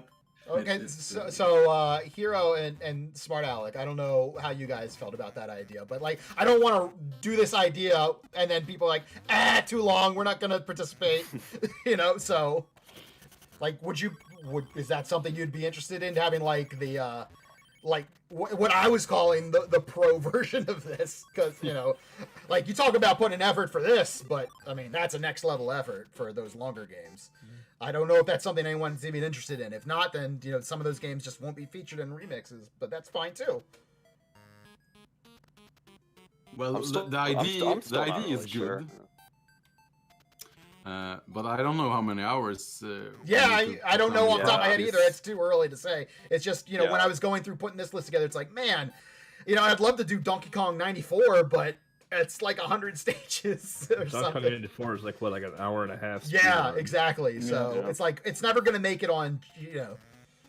If we had like every other goal in the game was like 2 minutes long, that'd be one thing.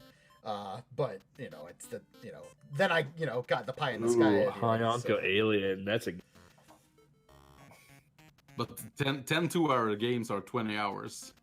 And that's a really long marathon. Well, I don't know that it would be. I don't think we go quite that far. But like Metroid 2 is, you know, almost an hour, I think.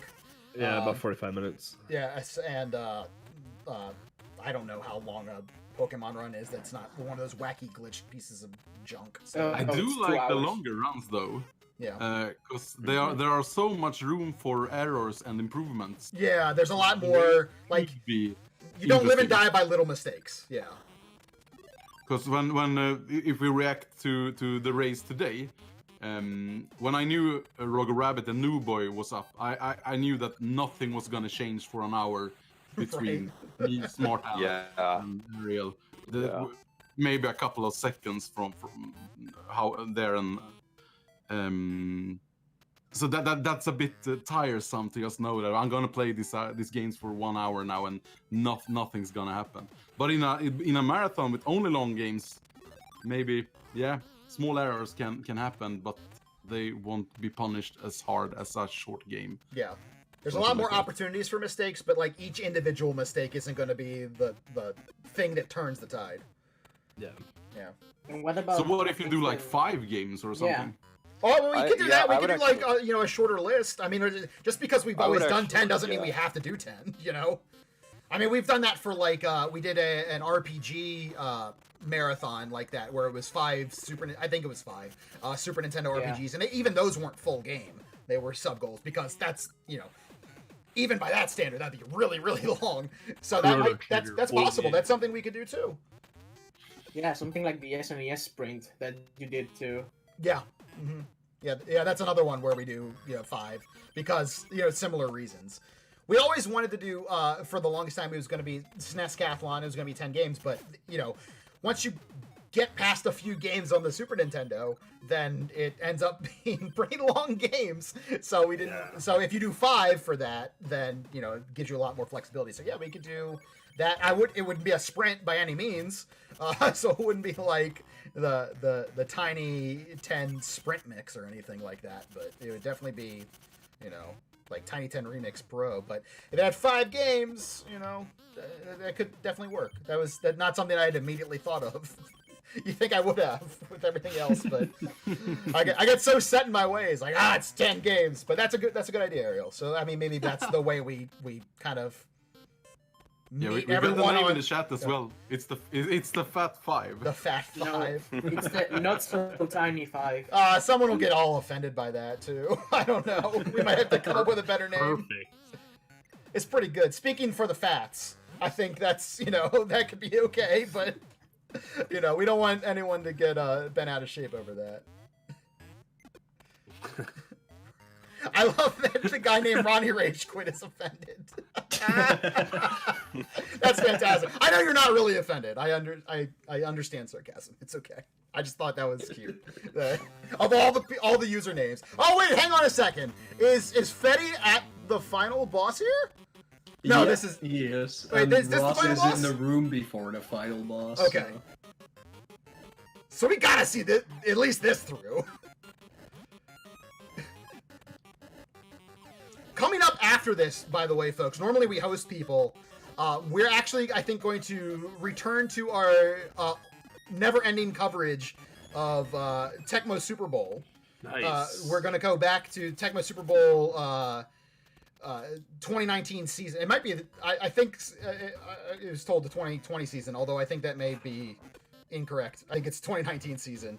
I'm not sure because we've done a lot of Tecmo and I may be losing my mind. But yeah, we have the updated roster stuff going on now. We've been doing that all week because everyone's stuck at home, and sports in particular is something that a lot of people are missing. So we figured that was a good way to kind of provide some entertainment. So we're going to be coming right back to that. I know a lot of people who were surprised that there was something other than football going on the stream when we started off. Live coverage of video games here today, folks. I know. I've watched so much Tecmo Bowl. Yeah. People seem to love it, which God bless you all. Thank you guys so much, and we're glad that we can provide this service and try to take your mind off of all the garbage that's going on right now because it sucks. Everything stinks, and hopefully we can you take our minds off it a little bit with Tecmo. And tomorrow again we have the Turbo 10 blind announcement race. So for a lot of the races that we do, rather than for the Tiny 10 Remix, it doesn't make sense to do a blind race because again, people are probably pretty familiar with the games. So rather than do a race for that, we just do the technical reveal stream. But for a lot of our other races here on RGL TV, what we started doing is doing blind reveal races. So instead of just saying, here's the list of games, go practice, we say, here's a package of games, anyone who wants to race. That's fun. Here are sub goals. We do sub goals for the blind races because we're not. That's insane otherwise. And like here's this. Here's a little bit of instruction, just a little smidge to help you nudge through. And God bless and go find out what the games are. So we're doing that tomorrow. Same bat time and same bat channel, 1 p.m. Eastern, right here on RGL TV. So I'm letting you guys know in advance. One, to set your timers so you guys know to show up for that because you don't want to miss out on the Turbo 10 game reveal. It is a fire list, I promise. And number two, for those of you who will be profoundly upset that Tecmo Super Bowl is off, you can, make other arrangements rather than telling us in chat, oh, we're going to stream now. Don't be that guy. No one likes that guy. So don't be that guy. You can go do whatever you want. God bless. You don't have to watch if it's not Tecmo Super Bowl. Just, don't be an asshole about it. That's all. Yeah. Like, it's real easy. Also, for the 2020 season, are you putting Tom Brady on the Buccaneers? I assume so. I mean, Tom Brady and every other free agent that wants to play with him now, I honest to God, this is such an aside now. I don't know why he's trying to get Antonio Brown signed. I mean, I do, but like, you got like two of the very best receivers in football you're throwing to. You're like, gotta get Antonio Brown. He's a stabilizing force. Like, what are you doing? Anyway, I'm sorry. That's American football. At least like half of this chat right now is like, what the fuck are you talking about? So I sure am. Yeah, I know. I have no idea what's going on. Sorry. I didn't realize Antonio Brown was coming back to the NFL. Well, that's the other wrinkle in this plan. that may not be happening either. Look at this sync right now, guys. Look at this. Who's gonna be the game first? I hope they can figure out how to actually do the final hit, because that's kind of like not obvious. But yeah, some people in chat have been waiting, and I'm sure our three runners here have also been waiting for me to actually reveal one of the games that's gonna be in Tiny 10 11. And it's gonna be the final game on the list, so that will be the closing one. I'm super excited for it. Okay. I know Enemy is super excited for it. Baltic is kind of like, okay, fine, whatever. Yep. But I know everybody is gonna hate me for putting this game in. So, first thing I can say about this game, the world record for it is 20 minutes and 54 seconds. So pretty short game, right? So easy game. Easy game. So, cheapest fruit. So no problem there. It is one of the only two, and I hate using this term because I absolutely do not agree with the term. But it's one of the two Metroidvania games on Game Boy. Yes, that's a good term. Shut up. It's unique because you get to play with 4 different characters in this game. Yeah. Oh, yes! Yes! Wow, someone's real awesome! excited. But it's gonna be Teenage Mutant Ninja Turtles 3 Radical Rescue Any Percent, which is the full game, that's so but awesome. not the 100%. No, that game is so good. God damn. I do love that game. You were exactly right that I would be excited about Never this. heard enemies so excited. Oh man, that again, like I love games. We talked about this with Roger Rabbit, the games that subvert expectation like that, where because you think of a TMNT game, especially like for me, I had the original, like the Fall of the Foot Clan when I was growing up, and like, and that's a pretty basic game. Like I'm 7 years old, crushing that game I would come home after school, and we went to like a lady's house. It wasn't daycare, but like someone who watched the neighborhood kids, right? And I would just every afternoon for a long stretch, I would beat that game every afternoon, first thing coming home from school. So that's a completely different style of game from TMNT 3, which is a Metroidvania. Fuck the haters. That's what they're called. And man, it's so cool. It's such a cool game. I'm so excited. What a great choice. Obviously, that means Tiny 10 number 11 is going to be an off-the-chain, amazing race. Everyone should join. And Mo, when can we expect the rest of the games to be announced? Well, we usually do it 1 month in advance now, and usually the race is in November, so it's gonna be for October. So I'm literally now gonna start putting a list together, so I'm done with it as fast as possible. So that's ready, and then we maybe for once we can have the time to actually make some tutorials for everything, because that's something that has been requested in the past, but we never had time because we were doing it twice a year, and then it's a lot harder to do. But we're gonna try and do that now. Drumboardists, I do not know, like, if skipping Dawn is a possibility in it, sure. But otherwise you can get on it. It kind of depends on what people find easier to do. But I'm pretty sure the 100% run also means you have to get all the hearts, like the health upgrades. So maybe that's something people want to do to play it safer. But the category will be any percent, so people have their own choice on how to actually tackle the game, because it's an amazing game. It's fairly easy, except for the boss rush at the end, which is the huge problem. So Boss rush at the end's a little. yeah, that's the thing. So you can do that if you want to, if you can skip Dawn or not, but you don't have to. No one likes Donatello in a way. He's the worst turtle. A lot of people like Donatello. No I one mean, likes I Donatello. don't, but Yeah, no one likes Donatello. Worst turtle. Raphael, best turtle. that is the least surprising thing I've ever heard you say. Like, you are 100% a Raphael.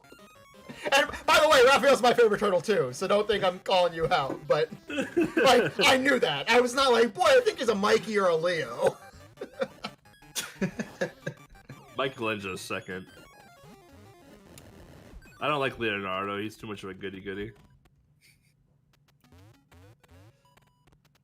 Well, guys, I think I don't know if we're at a point where we feel like Oh, this is did gonna. Ross Piggin Oh just wait, kick butt? hold on, we might Ross be. figured it out. Yeah, he did it. He beat it! Yay! Wait, Yeah. right as I was about to say. I don't know if we're at the end or not. But man, okay, fantastic. So Ross Piggin, just as we're about to close everything down, we'll see if Fetty can maybe get this going here. Now he goes on to Wave Race. Godspeed. Which he also says he's blind at. So Yeah. Yeah. there's a list well, on his no. stream. So for those who want to go over and support Ross Piggin here, let's and you should follow all of these runners here. But let's go ahead and put this back in chat real quick. There's all of our runners from today. Everybody go support them, follow them, and show them some love for putting on an excellent show today. Ross Piggin and Fetty for doing this massive game blind. You see the difference between blind and knowing the route, guys, right there. Emily asks, how are you supposed to get the last hit? So does someone want to explain that real Yeah, quick? you throw the bomb in the Oh, there fire you so go, it yeah. goes higher. Yeah. Which is kind of. Oh, it looked like Fetty figured it out.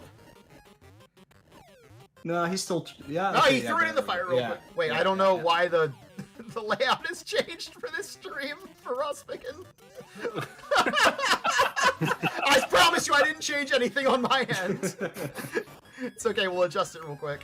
It's Ju- fine, just- that's all just- you need about Wave Yeah, Race. just stream for a few more hours and leave it like No, that. we're You Hey, listen. No, seriously. When we got started with this today, people were very upset that they were going to miss out on some Tecmo Super Bowl, okay? So we got to give the people what they want.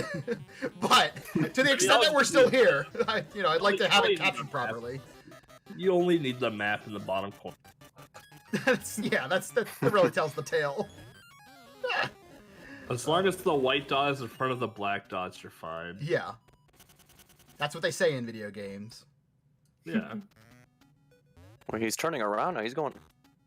That's the strat, man. You gotta go backwards. This is like Mario Kart, where you go backwards a little bit, then you go forward a little bit. I honestly don't know if you're serious or not. That's the best part about our Yeah, friendship, isn't that's- it? Well, I don't know enough about this part of the game.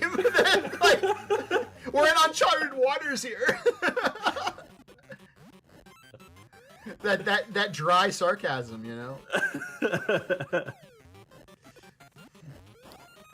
All right, we'll give Fetty one more shot here, and then we'll kick things over. Yeah, he still hasn't figured it out. He accidentally did it, but then. Oh, okay. I see. Yeah. So this is an Uncharted Waters wave race. I see what you did there, Jason. No, Uncharted Waters is a different video game. That's true.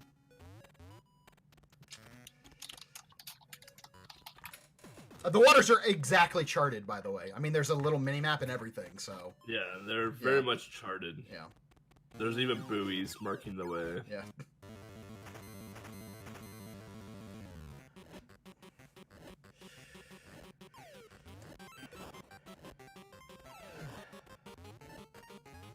Completely charted waters. Yep.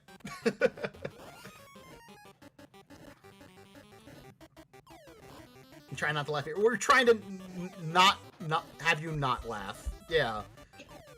That's a sentence. Yeah. Yep. Well, I was going for the English is double hard. negative there, but then I was, I don't know. English was hard earlier, so That's right. Well, we can start speaking Creole Haitian. we could. It's a much easier language.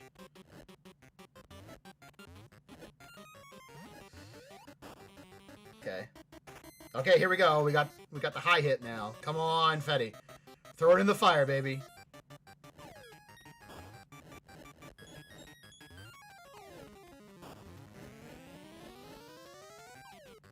Okay.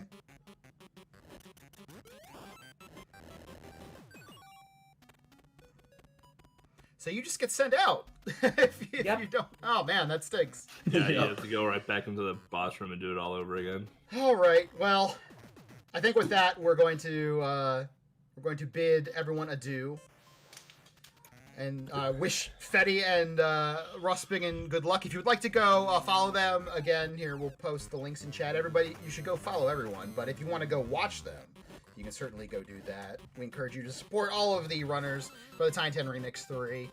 But if you would like to watch our continuing coverage of Tecmo Super Bowl, Hell yeah. we're going to be picking that up here in just a minute on RGL TV, so stick around if you want to watch that. Thanks everyone for watching today, and thank you again to our three finishers here today, Ariel, Hero, and Smart Alec. Congratulations again, guys. It was an awesome race. Yeah, super cool race. Thank you. That was really fun. Yeah, super thanks for putting these lists together, Enemy, and Mo and Belfic for the commentary. Yeah, thank you guys As for well. commentary. Yeah, it can't be said enough. No I really problem. appreciate you guys. And for Belfic putting together all of the artwork that you've seen throughout this, the logo for the Tiny 10 Remix 3. It was fun. As well I as was the playing. layout here. I was playing Vice City when I was making. Yeah, that it shit, shows. so- It shows. Looks good. It's such a good aesthetic. I love it. So maybe we'll see it again next year when we do Tiny 10 Remix number 4 in the early part of 2021. Guys, will be the next remix. But stay tuned for the announcement of Tiny 10 11 in October, guys. So several months from now. Hopefully, we'll all be here and doing better than we're doing now. But. Until then, we'll get through this and hopefully continue providing you guys at least our form of entertainment here on RGL TV. Continuing again tomorrow with the Turbo 10 game reveal blind race. But right now will be Tecmo Super Bowl. So stick around if you want to watch that. Otherwise, go support our racers who are still going here. Thanks everyone for watching today. Have a wonderful rest of your weekend and be safe, everyone. Toodles. Bye. See ya. Bye bye. Bye.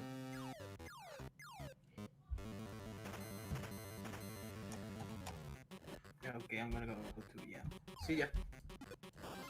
Later, Ariel.